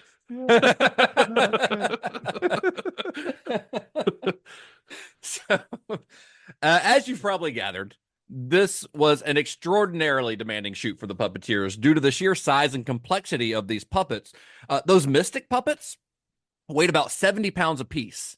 and required the puppeteers to wear them like backpacks while hunched over. Like if you see how they're having to stand to be those, it looks painful, honestly. Yeah. And Dave Goelz, who plays Gonzo, but here he plays one of the mystics. He said that it was like doing yoga with a refrigerator strapped to you, Ugh. Imagine which I wouldn't want to do. No, imagine a 70-pound puppet. I mean, I'm a fat ass, so I carry around some weight, but it's the 70 pounds on your back. It's like carrying like just a sack full of bricks, and it's probably worse for them because at least bricks don't try to look alive while you're stuck inside of them. Yeah, you're also having to perform. Like and Jim Henson said that he tried, he got into one of the mystic ones at one point. He's like, I couldn't hold that position for like 5 to 10 seconds, and these guys are doing it for 2, 3, 5 minutes at a time. Yeah. Oh yeah. Like you were talking about, like, I mean, they said it was like doing yoga with a refrigerator strapped to you. It's like hot yoga, but it's like this is like hell yoga. Yeah. And you're trying to be majestic at the same time. It's insane. And the hulking crab-like Gartham were no easier. Weighing 50 pounds and made from rigid foam and metal, the suits were not only heavy, but they were stiflingly hot. Like there was no ventilation. They were, imagine just having foam and metal and fiberglass. The shells were fiberglass just strapped to you. Oh. Yeah, one of the guys, like I saw a couple of stories where like people were talking about it anecdotally again, but that they had one of them supposedly pass out because there was no ventilation in those things, and they just like kind of propped him up over against the wall until he came back. Like OSHA would have flipped the fuck out on this set. They would have not had it. If I was a puppeteer, I would want hazard pay. Like, oh yeah, sure, I'll perform in your 60-pound animatronic suit, blind with no ventilation. I'll be dead in 6 minutes, but good luck with your fantasy, Jim. The Gartham though are very rad. Like they are, they're some of my they're some of my favorite creatures in the whole movie. Like they're cool. They're like a giant, like what's the name of the crab that has that kind of shell?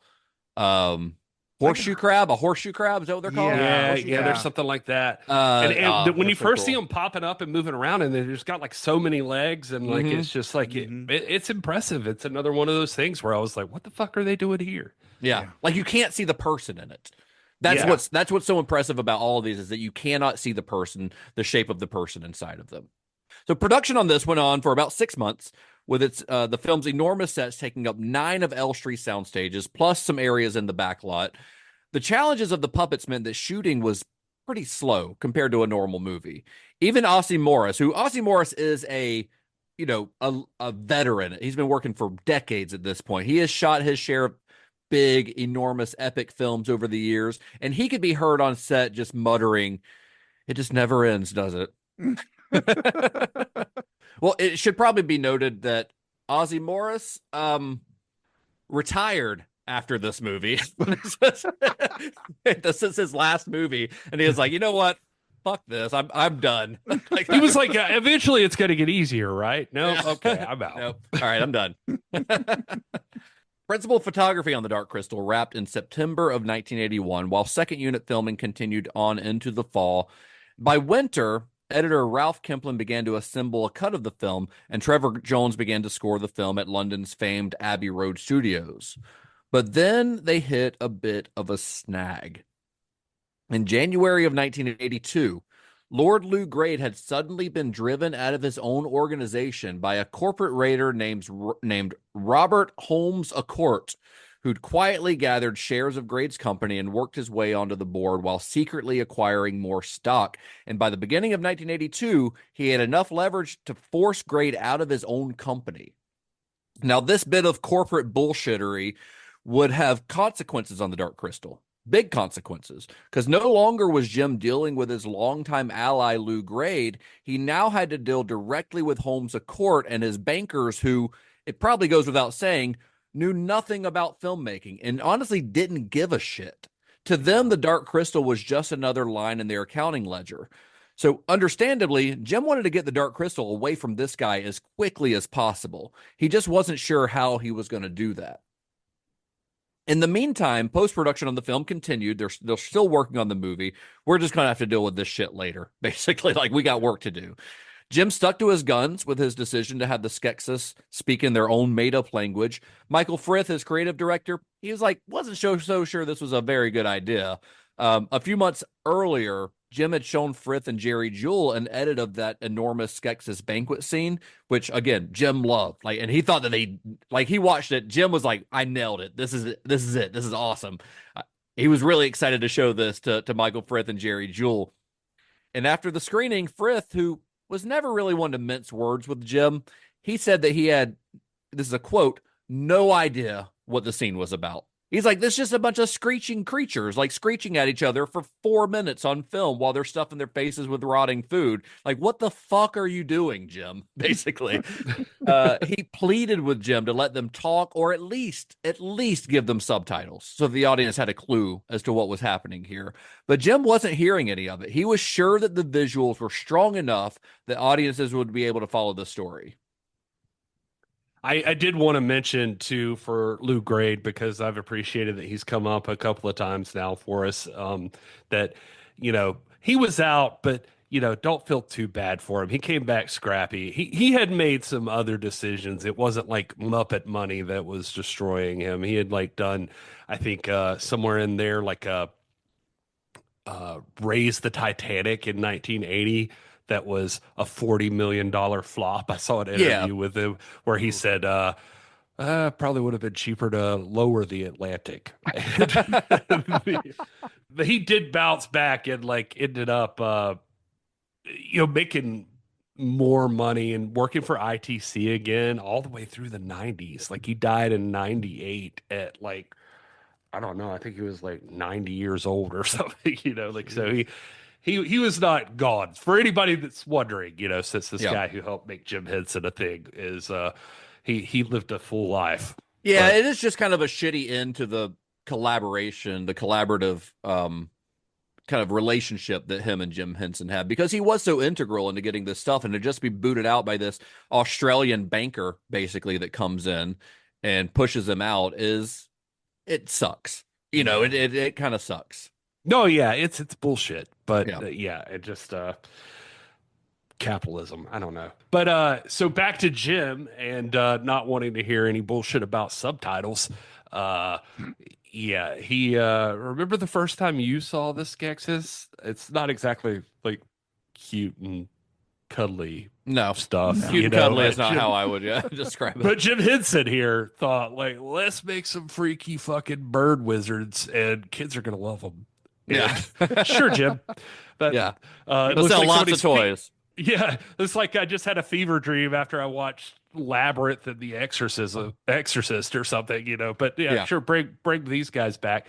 And here's the thing with the visuals, it's I get that he's trying to push boundaries and be grotesque, but I always feel like he's trying to do it a beautiful way, and push something that no other kids movie is willing to do. Yeah. But in a world where kids now it's a lot about buying toys and just I don't know, making something merchandising, merchandising, especially and all that in stuff. the 80s, especially in the 80s when people are buying, would you've got cartoons that are being based on how many toys they can sell, Well, I thought about that kind of stuff, and he's just been on Empire Strikes Back, dealing with that stuff. It made me think of Lynch trying to navigate Dune, and all of that stuff, and you got Henson saying, fuck the plastic garbage. Yeah, he doesn't care. That's not. I'm gonna give you an actual fucking nightmare in HD. Let's do it. Well, what's wild is that for Jim, who never really merchandising was never his focus. He remember he was really hesitant to merchandise the Muppets at all at first, and Sesame Street stuff. The ironic part is that his decision to merchandise that stuff is actually going to come back to save him here in a bit, which we'll talk about in a second. Right. But by mid-March of this is 1981, Jim was ready to unveil his first edit of the film at a special screening in Washington, D.C. I'm sorry, 1982. Pardon me. So he was excited for this screening. He was excited to unveil this years-long passion project that he'd been working on. He shows it there, Washington, D.C., to a test audience, and the audience, they fucking hated it. They hated it. They were totally baffled by the film. Executives at ACC is the company that was ATV, that was Lou Grade's company. The name had changed at some point over the year. So the executives at ACC and at Universal, who had picked up the film for distribution, they were a little confused by it as well. They're like, what? Like, what? How do we sell this? Like, what is what is this? What are we watching? To them, this looked like a $25 million experimental art film. Yeah. It's gotta hurt. I feel bad like that it's your baby and then you show it off. Like it feels like you've been like working all day, like making food for a dinner party, and then you like bring it out and people are like, what the fuck is Listen, this? I've met plenty of like ugly babies. you know, like you're just like you just dated that thing for 9 months and you're all excited and I'm excited for you, and that is an ugly baby. Of course, one of the biggest areas of contention on The Dark Crystal was, I mean, you guessed it, that banquet scene. So that was Jim's like hard line in the sand for so long, was that banquet scene, because it's the longest sequence probably in the film where the Skeksis are all talking to each other in this made up language that they've got. But it was, that scene, it's not necessarily that the biggest point of contention was that scene specifically, but I think it was kind of like that scene highlighted one of the major issues with the film, which was Jim's decision to have the Skeksis and the Mystics. Don't forget, the Mystics are in here as well, all speaking in their own uninterpreted languages. So after this disastrous DC test screening, Jim had no choice but to relent. Yeah, and I from the stories I read from that DC screening, it was a bloodbath. Like the kids just looked uninterested and just started like tripping out doing kid stuff instead. I think of paying people attention. left, some people walked out, and yeah, execs were confused. They said one guy yelled, "Where's Kermit?" like in the middle of the thing. Oh. And yeah, so he was pretty shell shocked by the whole thing, I think. He and it's even worse because like, we're talking about the Skeksis language, but it wasn't just that it was grunts. Like Henson had hired a linguist to like yeah, try they to made make up a something. language. Yeah, they tried to make something legit and then ditched subtitles for it, which Yeah. is a weird choice, but a bold choice. And A weird decision. I honestly wish, I have no problem with the Skeksis like speaking their own language, because you can find some of the test footage of the scene with with the original audio in there, and it's fine. It's I don't mind that. I think that's kind of cool. Like in Lord of the Rings, where you've got different languages, but they're subtitled. I know what they're saying. Yeah. Like I would have been fine if he had done this and had them speak in their own language, but just like throw some subtitles on the screen so that we know what they're talking about. Truthfully, going back, that's like almost like you're given a little, but you're not fully like saying, okay, let's just dub in lines. it feels like, going back to something Todd was talking about earlier with, like you're following one character and like another character can speak a different language and you don't know what that person's saying. I feel like that's easier to do. And let's be honest, if they're human, where there's people that can emote properly, and probably a lot harder to get across if they're puppets. And right. so, Yeah, that's very true. Yeah. So I feel bad for him. The audience is like, it sounds cool, but are they mad or are they horny? What's happening? They just seem mostly mad all the time, honestly. Spoiler alert, it's both. Yeah. But Jim ended up having David Odell go back and write dialogue for the Skeksis and the Mystics that could be dubbed into the film, which was a difficult task that meant that Odell not only had to write dialogue that conveyed the plot, but it also needed to match the mouth movements of the puppets. That's hard. Just hand me a gun. Yeah, that's insane. That sounds awful. That sounds just awful. syncing that up is, that's the worst. So he would just watch scenes over and over, rewind it, watch it again, rewind it, watch it again, trying to come up with dialogue that made sense, but also fit whatever the puppet on screen was doing. Yeah. So it took him a few months. By June, Odell had completed this task, and Jim was able to begin the final sound mix for the film, which included recording the voices of his characters. And don't forget, like, opening narration, too, because that narration was not initially there, and they added that in because even going into the movie, nobody knew what the fuck was happening. I didn't know the narration wasn't there, and I cannot imagine going into this movie without that narration because it is an exposition dump, but that's not unusual in like a fantasy movie like this necessarily. Yeah, where you're yeah. introducing people to a whole new world. It's a weird comparison, but I watched Johnny Mnemonic a couple days ago, and there's a big text scroll at the beginning of Johnny Mnemonic that kind of catches you up on the world that you're going to be dropped into. I mean, hell, Star Wars does the same thing. Yep. You know, it's just a text form, but sometimes when you're dropping into a world that's so different from the world we live in, like that little bit helps, you know, especially if there's backstory involved. But it's definitely true he did not have it. I saw that in a few different places. I feel like I saw it in the biography. They mentioned it at one point. I want to say that execs were demanding like more clarity on what the fuck is even happening here. But I definitely saw in a Frank Oz interview in The Guardian where he talked about like there were no voiceovers in any part of it, just puppet action the whole entire time. And he was like, the narration was a necessary evil we had to throw in there to save the plot of the movie. Well, I think it helps, honestly. And I mean, narration in a story like this is sort of fitting, you know, like a fantasy story is sort of a story being told almost like, so narration kind of like it kind of works for something like this, even if you don't necessarily want it, as opposed to like narration isn't always necessary. But I think it's used well. I like it. I don't mind it at all. No, it reminds me of other movies that I have that vibe from the 80s that I love, like Conan the Barbarian or something. Yeah. Like it just feels like that. Like it makes it feel like this like epic story that's being told. It's like exactly. Yeah. You know? It's just like a fairy tale that's being told to you. Exactly. Yeah. So while, you know, Jim and Catherine Mullen, as we mentioned, performed Jen and Kira on set, they didn't do the voices. It was actors Stephen Garlick and Lisa Maxwell who provided their voices.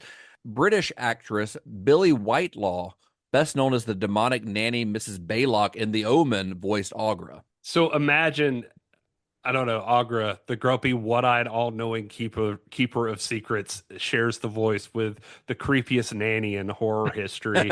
How is that for range? Like that was impressive to me. The little bodyguard for Damien is doesn't sound anything like Aughra in the Omen though.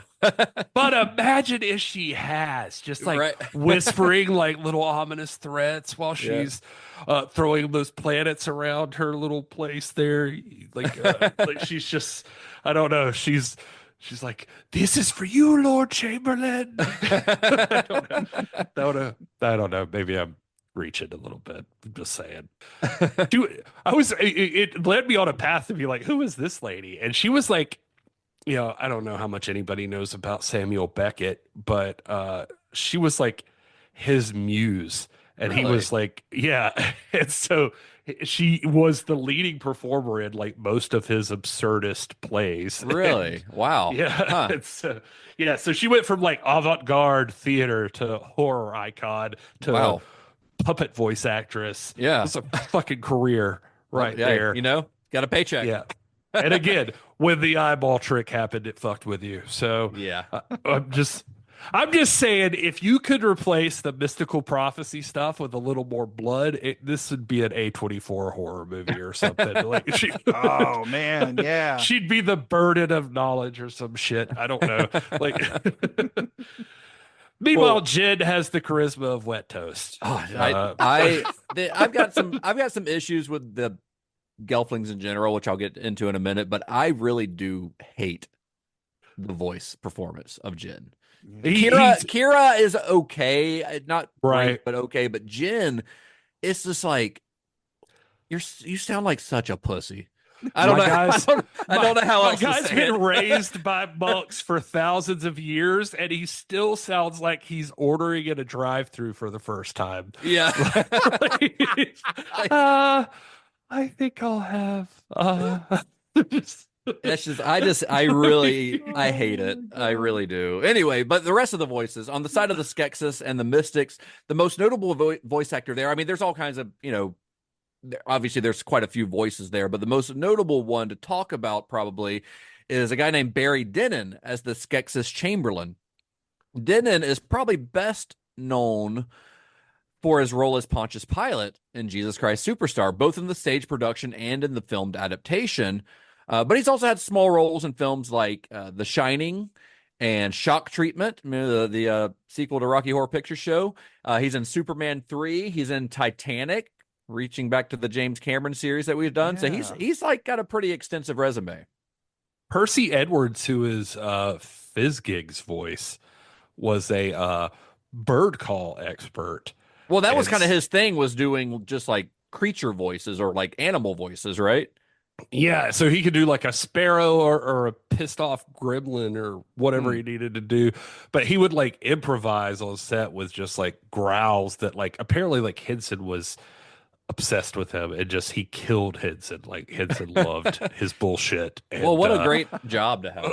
I love that little Right. creature though. Fizzigig, is that his name? The little yeah, Fizzgig. Fizzgig. I love that he's got a second set of teeth in the back of his mouth. I love that design, like detail. I think it's great because he's this cute little thing, and then he just goes crazy, and his mouth opens, and it's like, oh shit, he could bite you twice at the same time, Right. And then you still feel bad for him when he's hanging from that like limb at the end I know. of the I know. movie. I would have one as a pet. Yeah. Honestly, I would. Well, after all the voices were dubbed in, Jim assembled a new cut of the film, and the results were still tepid, but better than they had been at that DC screening because there's nowhere to go but up, really, from there. And then Jim began to get pressure from Holmes of Court's money men, asking him to cut the Mystics from the movie, which because they thought they were too boring. It's like, can you imagine this movie without them, though? Like, it wouldn't make a goddamn lick of sense. No. But they wanted him to cut the Mystics because they thought they were too boring, and they wanted to focus on the Skeksis because they thought the Skeksis were cool, which they are. But you got to have both. It's the yin and the yang. You can't have the yin or the yang, right? Rexy, you're so skexy. Oh, thank you. I never knew I would get a Dark Crystal Empire Records crossover. But That's what I bring to the show, fellas. So when these guys at ACC, they insisted on participating in the editing of the film. They're like, let us in the editing room. We're gonna whip this thing into shape. Jim was like, no, guys, I've had enough. You're not gonna fuck with my movie anymore. He's like, I am going to take the Dark Crystal back from the forces of evil. And his way of doing that was he was gonna buy the Dark Crystal back. Jim made a plan to take all of the cash that he had, about $15 million. This is personal money. This is not Henson Company money. This is Jim Henson's personal money. He was going to take all of the cash that he had, most of it revenue from Muppet merchandise. So the Muppet merchandising is saving him right now. He's going to make Holmes of Court an offer that he couldn't refuse. Now, this is a huge, huge gamble. Not just for the company, but on a personal basis. Like this is his children's future that he's gambling. That was my first thought. Was like that. This is the money for the kids. Yeah, this is his children's future that he's gambling. But he felt like it was the right move. This movie just meant too much to him to let it get butchered by bankers who didn't know anything about art. That's the way that he saw it. Wow. And he made them an offer, and within a month, Jim Henson owned the Dark Crystal all out. It was his. And his distribution deal with Universal was still in place. My guy put his own money into this just to make sure we got a movie where a Muppet vulture could say, for 30 seconds straight. But no, he bought this fucker with Muppet money by King. That's Paul Croc. Good That's for awesome. You. That's awesome. I mean, I really love that. And, Bernie Brillstein, his manager, tried to talk him out of this. He's like, Jim, using your own personal money is like, stupid. Like, that's a dumb idea. Please do not do this. And then Jim reminded Bernie of that conversation that they had back when Jim was hesitant about merchandising Sesame Street Muppets, where Bernie told him, Jim, the money that you're going to make from merchandising is going to give you the creative freedom to do whatever you want in the future. And when Bernie tried to talk him out of buying back the Dark Crystal, Jim was like, hey, remember when you said that the money that I made from Muppet merchandising was going to give me the freedom to do whatever I wanted? That's what I'm doing. And Bernie just had to go, well, shit. Yeah. Well, I guess you're right. So that's what Jim did. if you've had this thing in your head for years, maybe decades, like yeah, like I mean, and the thing you're is, all in already. yeah, And and Jim makes a lot of money off of the Muppets, but yes, money was never the end goal for him. He's a right. creative person, and Yeah. it's the art, the final product that matters most to him. Yep. And people enjoying the final product matters a lot to him. You know, people watching his stuff and it enriching their lives and making them happy is a big thing for him. So to him, the product made a lot more. It meant a lot more to him than the money. You know, Like as we're talking about it, this was Kermit's trip to Hollywood. It's not about the rich and it's not about being rich and famous. It's the making people happy. right? And that is now Jim Henson's. Yeah, He's like, I did this journey of Sesame Street and the Muppet Show and these first two Muppet movies to get to this. Yeah, This was what I want to make. yeah. All right, so The Dark Crystal was set for release a week before Christmas in 1982. As the release date approached, Jim worked to build buzz around the film. He made a presentation at the World Science Fiction Convention in Chicago and staged Dark Crystal exhibits in New York and Los Angeles. He even had his costume designers create a Dark Crystal clothing collection to be sold exclusively at high-end boutiques. They didn't sell very well, but they were a good, marketing thing. Oh, it flopped hard. I was like super into it. Skeksis Close didn't scream high fashion, apparently, but They look cool though. Like if you look at them, they're pretty cool. well, and apparently they were huge with like sci-fi convention crowds. Like Yeah. they worshipped them, and Henson was like signing autographs for hours. Like, like Really? he just proved his haters wrong or something. But It looks very Lady Holiday adjacent. Like, no, I agree with you. I think it looks like they walked out of like some high fantasy, like Vogue fashion shoot or something. Like they're rocking these capes, looking like. Well, when The Dark Crystal premiered on December 13th, 1982, the early reviews were pretty mixed. Writing for the New York Times, Vincent Canby said that The Dark Crystal aimed, quote, to be a sort of Muppet Paradise Lost, but winds up as watered-down J.R.R. Tolkien, without charm as well as interest. And the Chicago Sun-Times, our old pal Roger Ebert called the film a real curiosity, a movie that seems to have been made with vast amount of effort and imagination, but somehow doesn't quite come together. It's all rather murky and somber, and the creatures don't have the individuality or the charm of the Muppets. That's two in a row that mentioned the lack of charm. I just realized that. I mean, I know we're going to get into our discussion later, but like Ebert, I remember reading this and just being like, man, it's pretty good. Like it's That's pretty concise. Yeah. yeah, that's pretty solid. It's like we just made like a 5-layer cake and forgot to put in sugar, Right. or something. Yeah. You know, it's missing something, is what I'm saying. Exactly. Yeah.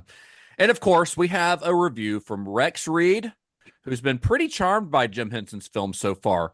But not so much with The Dark Crystal, though. He lost him. Jim lost him on this one. In his review for the New York Post, he called The Dark Crystal a grotesque, overproduced bore, a $25 million puppet show with no discernible point. It's a murky, joyless mess that proves Jim Henson should stick to Miss Piggy and Kermit. Yeah, that's rough. yeah. But reviews were not all bad. Kevin Thomas of the Los Angeles Times wrote, unlike many screen fantasies, The Dark Crystal casts its spell from the very first frame and proceeds so briskly that it's over before you realize it. Many reviews, however, fell somewhere in the middle. Like I said, most reviews were mixed. Most of them kind of fell into the territory of praising the film's artistry while criticizing its lack of emotional depth. Writing for the New York Times, Janet Maslin wrote, The Dark Crystal is a testament to the skills of its makers, but it lacks the buoyancy that might have made it a classic. It's more inventive than lovable. And Richard Corliss of Time magazine said, The Dark Crystal is a shimmering prism of a movie, a spectacular fantasy that threatens to overwhelm the senses. It's a triumph of design over drama, a feast for the eyes that leaves the heart a little hungry. I feel like those were probably the kindest ways you could say, like, it looks great. Right. Yeah. But Exactly. Well, despite the mixed response from critics, when The Dark Crystal was released, it performed better than expected.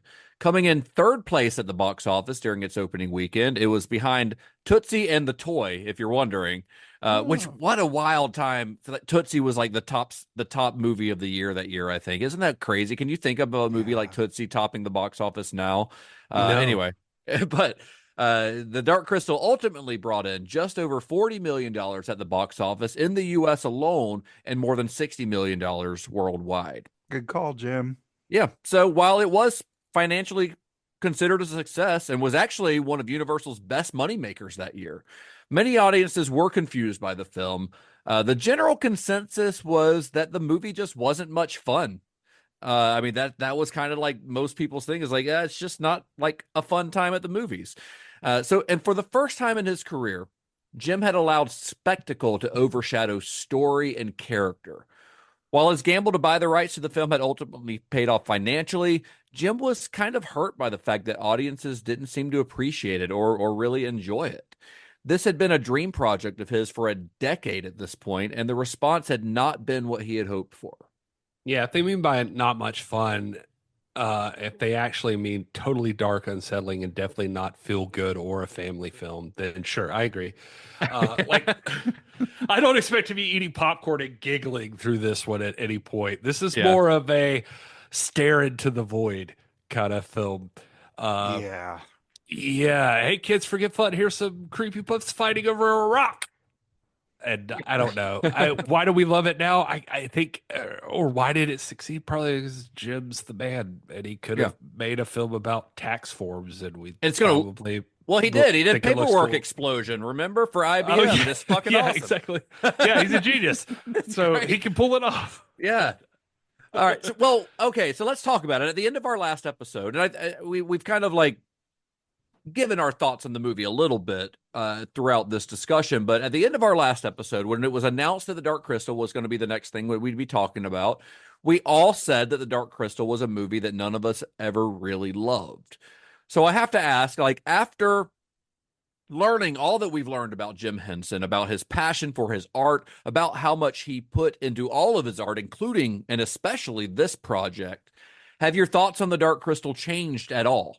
You know, the one thing I've been struggling with this whole time on the Jim Henson thing is I think one of the hardest parts for Muppets in general, as much as I saw life in them as a kid, one of my things right now is that, like, I think the Muppets, whatever, it's harder to make.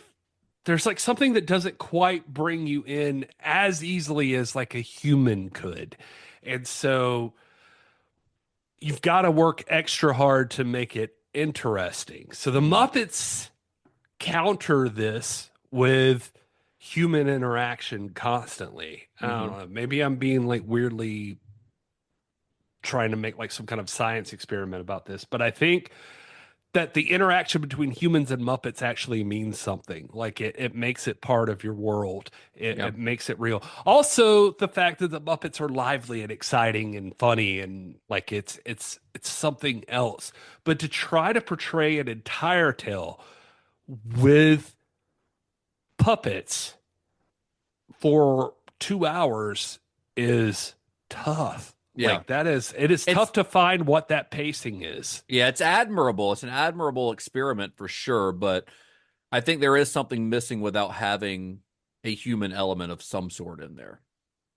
Yeah, and I think this movie, at the end of the day, I've seen it twice again in the last week, and I wanted to appreciate it fully. I respect the effort that goes into it, and I still don't think it's a very exciting movie. Like, I think it's a little slow and not that great. Like, it's kind of boring. I mean, it's slow paced. Like with the Muppets, you're able to sort of identify and you see human beings talking with Muppets as if they're just, oh yeah, and there's a frog, or yeah, there's a talking bear with a hat. Like, it's not that odd, weirdly, in that universe, in that setting. And again, the Muppets are designed so simply that there's this book, and I know I've referenced this book before on the show, Understanding Comics by Scott McCloud, the chapter on iconography and some of those simple things that we're able to basically paste ourselves on. Basically, the more cartoony something looks, the more simple something looks, the more we can identify with it. That's just how our brains work. But Right. when you look at the characters, their design, they're beautifully designed, but we as viewers have a hard time connecting with them. And one of the things that we've definitely talked about before with the two previous Muppet movies is the connection for the audience to the Muppets through music. And the music here, while it's good, there isn't anything for us to really connect to. Well, there aren't like songs. It's all Yeah, score. yeah, Like the that's what I'm traditional saying. score. There's Yeah. not any song that perfectly encapsulates who Jen is Yeah. and what he's going through in his life. Same with Kira. Same with the villains. Like there's nothing like that. And I remember the very first time I saw Dark Crystal, because this was not in regular rotation for me as a kid. So I remember that when whoever owned the comic book rights, and I think that was Boom Studios at the time, announced that they were going to be doing a Dark Crystal comic, and we're going to talk about this a little bit later. They actually opened it up for anyone to submit a script for it.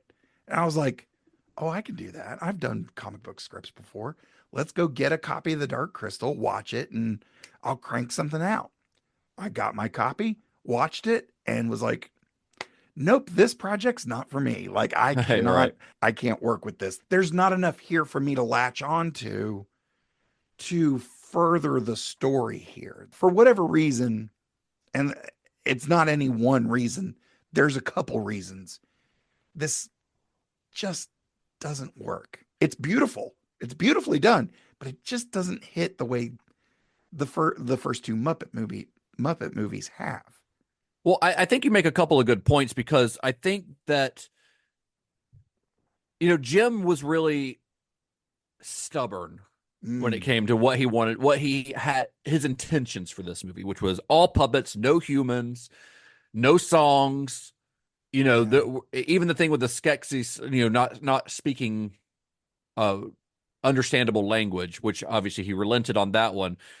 But I think if this movie had a human element, like if the Gelflings had been humans or something, and if there had been songs, like I can imagine a song during the Podling dancing sequence, or when you first meet the Skeksis and they have some bad guy song, because there's a bad guy song's always great, especially in a movie like this. Like there was definitely stuff that could have been done. You could have been done something with the Mystics, that they could have this weird chant sort of thing that fit their characters. Like there's a lot of potential there of what could have been done. And I feel like because Jim specifically had these ideas in his head that I don't want to do these things that I've done before, that it kind of actually hurts the movie a little bit. Yeah. And what you were saying about the Gelflings, I think part of the reason is not just because they look human. That is a big part of it, which is part of my issues with the film, as I'll get into. But as characters, design aside, Jen and Kira are fucking boring. They are boring characters who I do not care about. Yeah. And that's a problem if your main characters are characters that I do not care about. Yeah. They got nothing going on. There's nothing exciting about them. Mm-hmm. And I think, and that's a problem. Like for me, watching The Dark Crystal this time, I think my appreciation for it has increased. I cannot deny the artistry on display. The puppets used in this are miles ahead of anything that had been seen on movie screens before this, including Star Wars.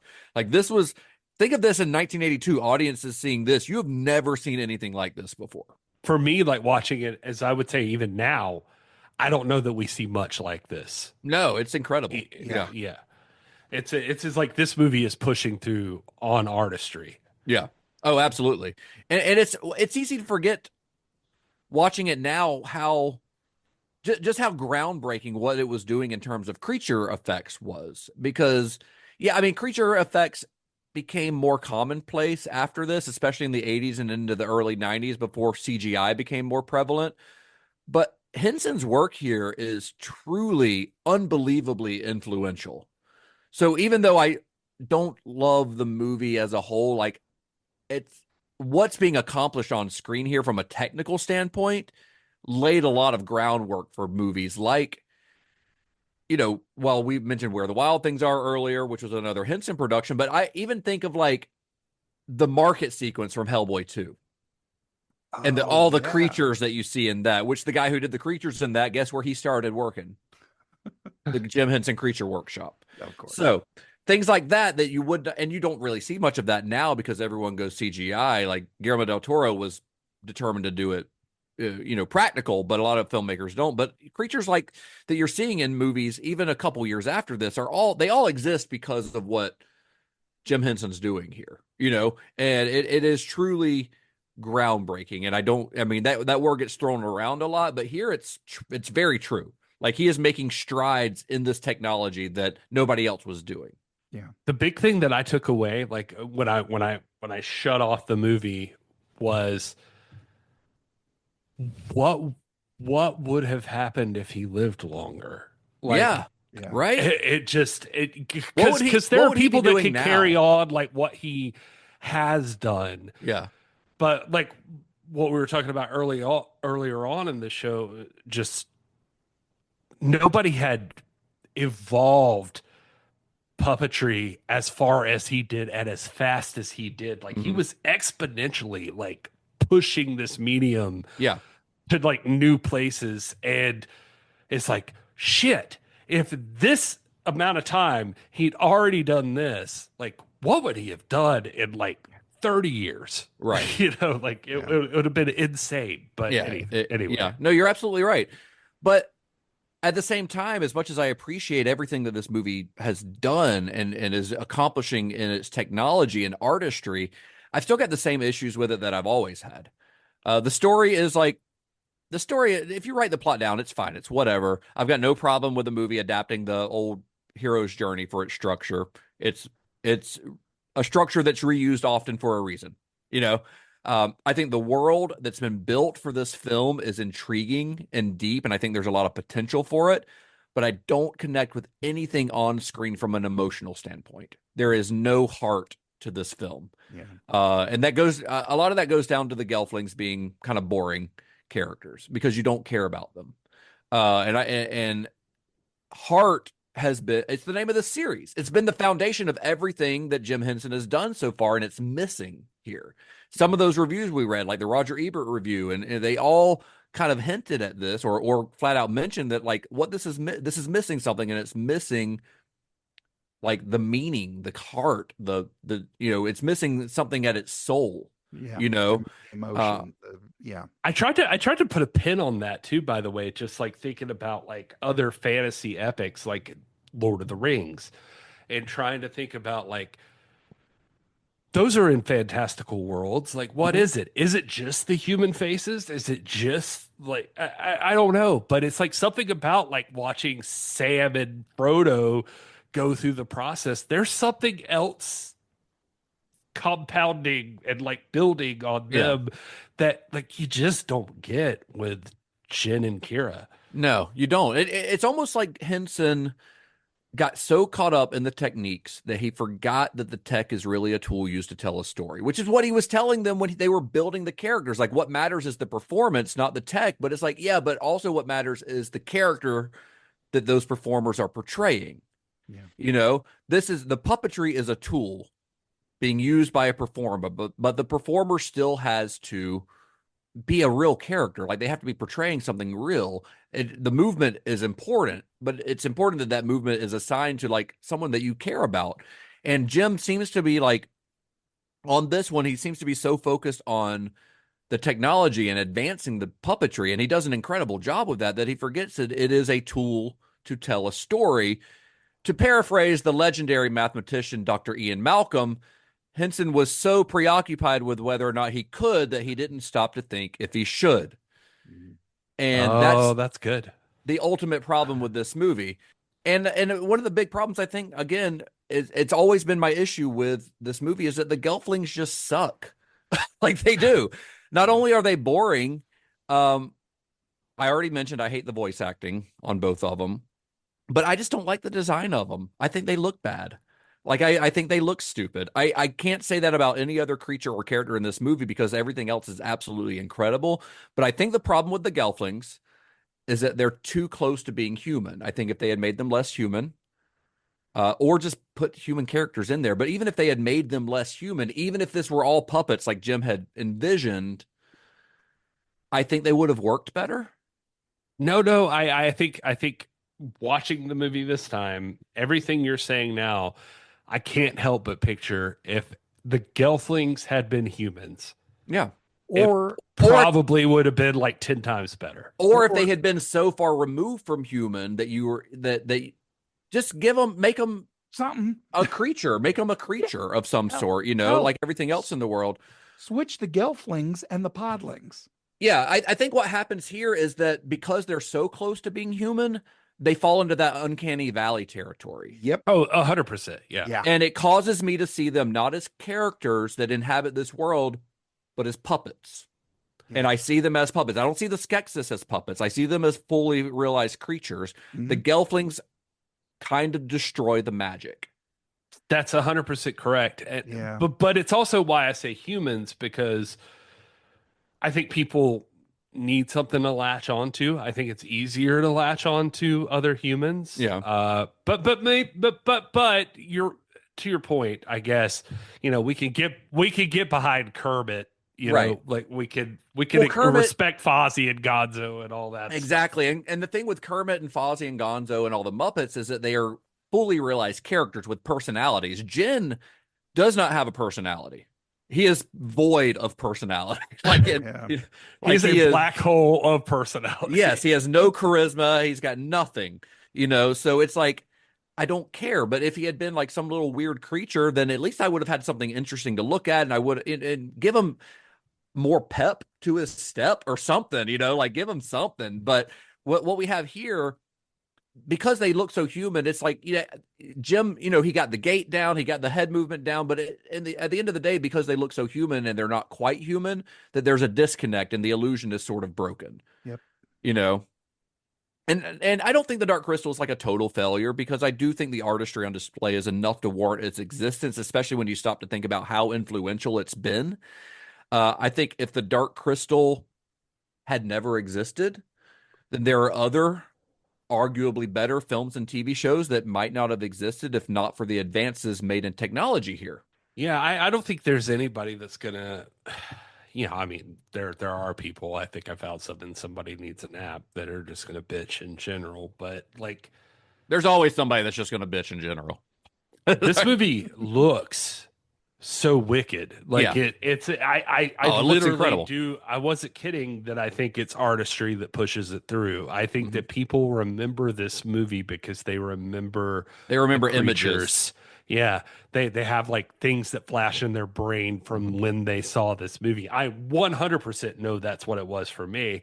It was the Skeksis or whatever, the Gelflings. It was the weird like creatures that were there. But trying to sit down and watch it as a movie, I felt this way a little bit in the Muppet movies. Like, I think it's the reason that I appreciated the Muppet Caper more so than anything else, is I thought that like the Muppet Caper, at least like the interaction between like humans and like the punchiness of the jokes, like just kept it fucking pumping the whole time.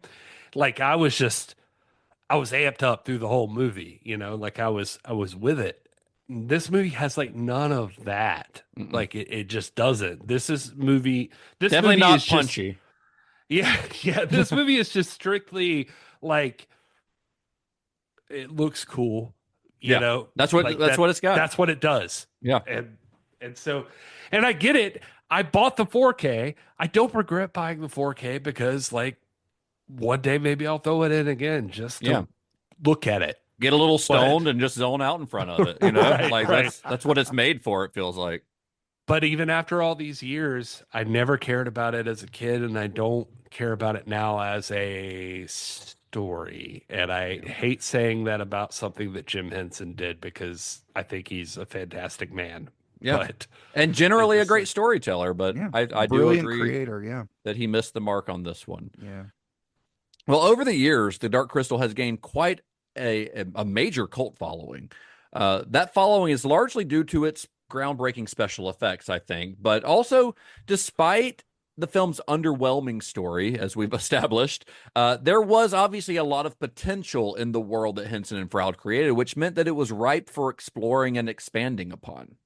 this cult thing is real. People are out there right now, 40 years later, Yeah. like, I need more Gelfling tears, I guess. It's dark and it's weird. It's got no songs, but I'm obsessed. And they've got Why? a full sleeve tattoo. Right. And I don't know. I guess because just Jim made a world where the bad guys kind of win half the time and we're all masochists, I guess. I don't know. If there's one thing that the Dark Crystal fandom craves more than Skeksis crave life essence, it's the lore. They seem to be super into this, and Henson and Froud didn't just create like one movie. They birthed like an actual like entire new religion and a new planet, complete with holy texts and cosmic struggles. And I mean, it's the kind of world building that like Tolkien, he like, was he folding it in? Because these guys just did it in, like a stupid ass movie. So I don't know, but they did a great job. Like, at least in that part, people think there's something more to mine out of this. Well, I mean, and watching the movie, there is, I mean, they're all the textures of a fully realized universe there. It's just, I don't think it was utilized enough in the movie. But like I said, it's potential for people to expand upon, and it has been expanded upon. I mean, in 2019, Netflix released a 10-episode series called Dark Crystal: An Age of Resistance, which is a prequel story set years before the events of the film, and it features a star-studded voice cast that includes Mark Hamill and Jason Isaacs as Skeksis. And it's got Taron Egerton and Anya Taylor-Joy as Gelflings in it. So it's got like names. And Brian Froud returned as a design consultant on the series. And the series was wholeheartedly embraced by fans and critics alike. I think it's got a much higher like Rotten Tomatoes rating. I think it's at like 90% or close to it. Oh, wow. Much higher than the original movie did. But that unfortunately didn't save it from cancellation because it's also a very expensive show, despite winning an Emmy for Outstanding Children's Program in 2020. Netflix was like, here's $100 million, make it cool. And they apparently did. I haven't seen it, but Age of Resistance was not just a prequel. It was like a flex. Because like it was a flex like Jim Henson would have lost his mind over. That's what makes me sad about it, because this guy's been like working to get his money this whole time, and Netflix hands over like $100 million to these motherfuckers. They built like 75 new puppets. I think there's like 170 puppets overall used in it. Like, it's an insanely big production. Yeah, and again, I haven't seen it, but from what I've seen from researching it, it's like Skeksis got like slimier, the Gelflings got prettier, and the sets were like more detailed.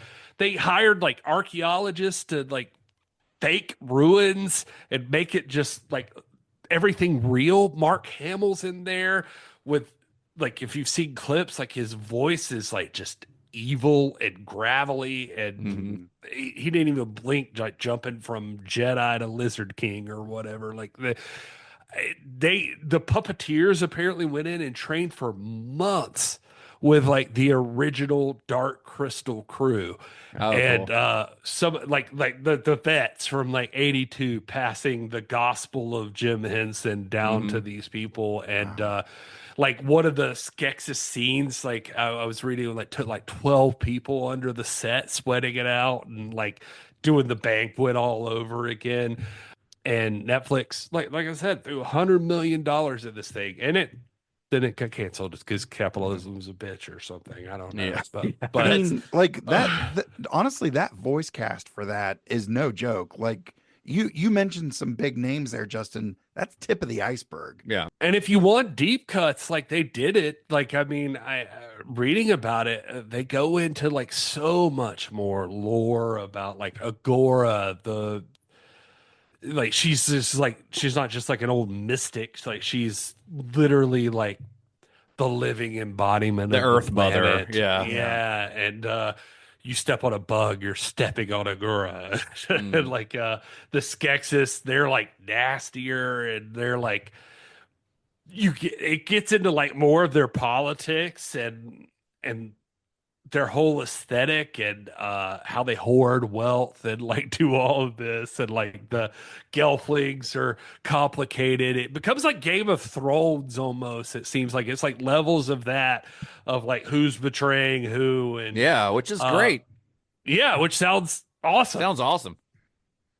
Well, Age of Resistance is the most recent piece of media expanding on the Dark Crystal universe. But leading up to its release, there were also several comic book series set in the world of the Dark Crystal as well. In addition to the official comic book tie-in that was published back in like 1982, there was also a manga-style series called Legends of the Dark Crystal that was published by Tokyo Pop that ran from 2007 to 2010. And then a trilogy of graphic novels called The Dark Crystal Creation Myths were released between 2011 and 2015 and act as a prequel to the movie. Obviously, those were all well before Age of Resistance was in the planning stages. But then leading directly into Age of Resistance, there was a 12-issue series called The Power of the Dark Crystal that ran from 2017 until 2018 and acts as a sequel to the original film. And it was followed by another sequel series called Beneath the Dark Crystal, which ran for 12 issues from 2018 to 2019.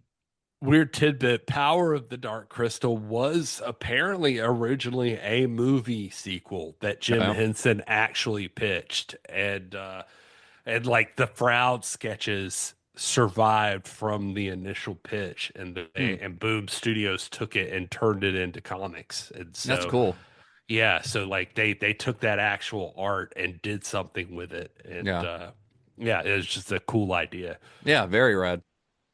There have also been several young adult novels set within the Dark Crystal universe that were published between 2016 and 2019, not to mention several art and concept books, you know, The Art of the Dark Crystal. Brian Froud has a book of his Dark Crystal art, things like that. And you'll like this one, Todd. River Horse Games released a tabletop RPG called the Dark Crystal Adventure Game in 2019. That's fun. Isn't that fun? I'll be adding that to my collection. I was reading about them in the young adult novels, like Shadows of the Dark Crystal, Song of the Dark Crystal. They're like gelfling coming of age stories. Yeah, there's four of them, I think, in the series. Yeah, with like a side of, oh shit, the Skeksis are eating us or something. But wow. Froud like did the covers, I think, with his creepy magical drawings. And then he's so good, man. His stuff is so good. Yeah, and then River Horse drops like the RPG, and you can play like anything in that thing, like a Gartham Hunter, or Todd's gonna play like Fizzgig, Rogue. Right? Don't twist my arm with a good time.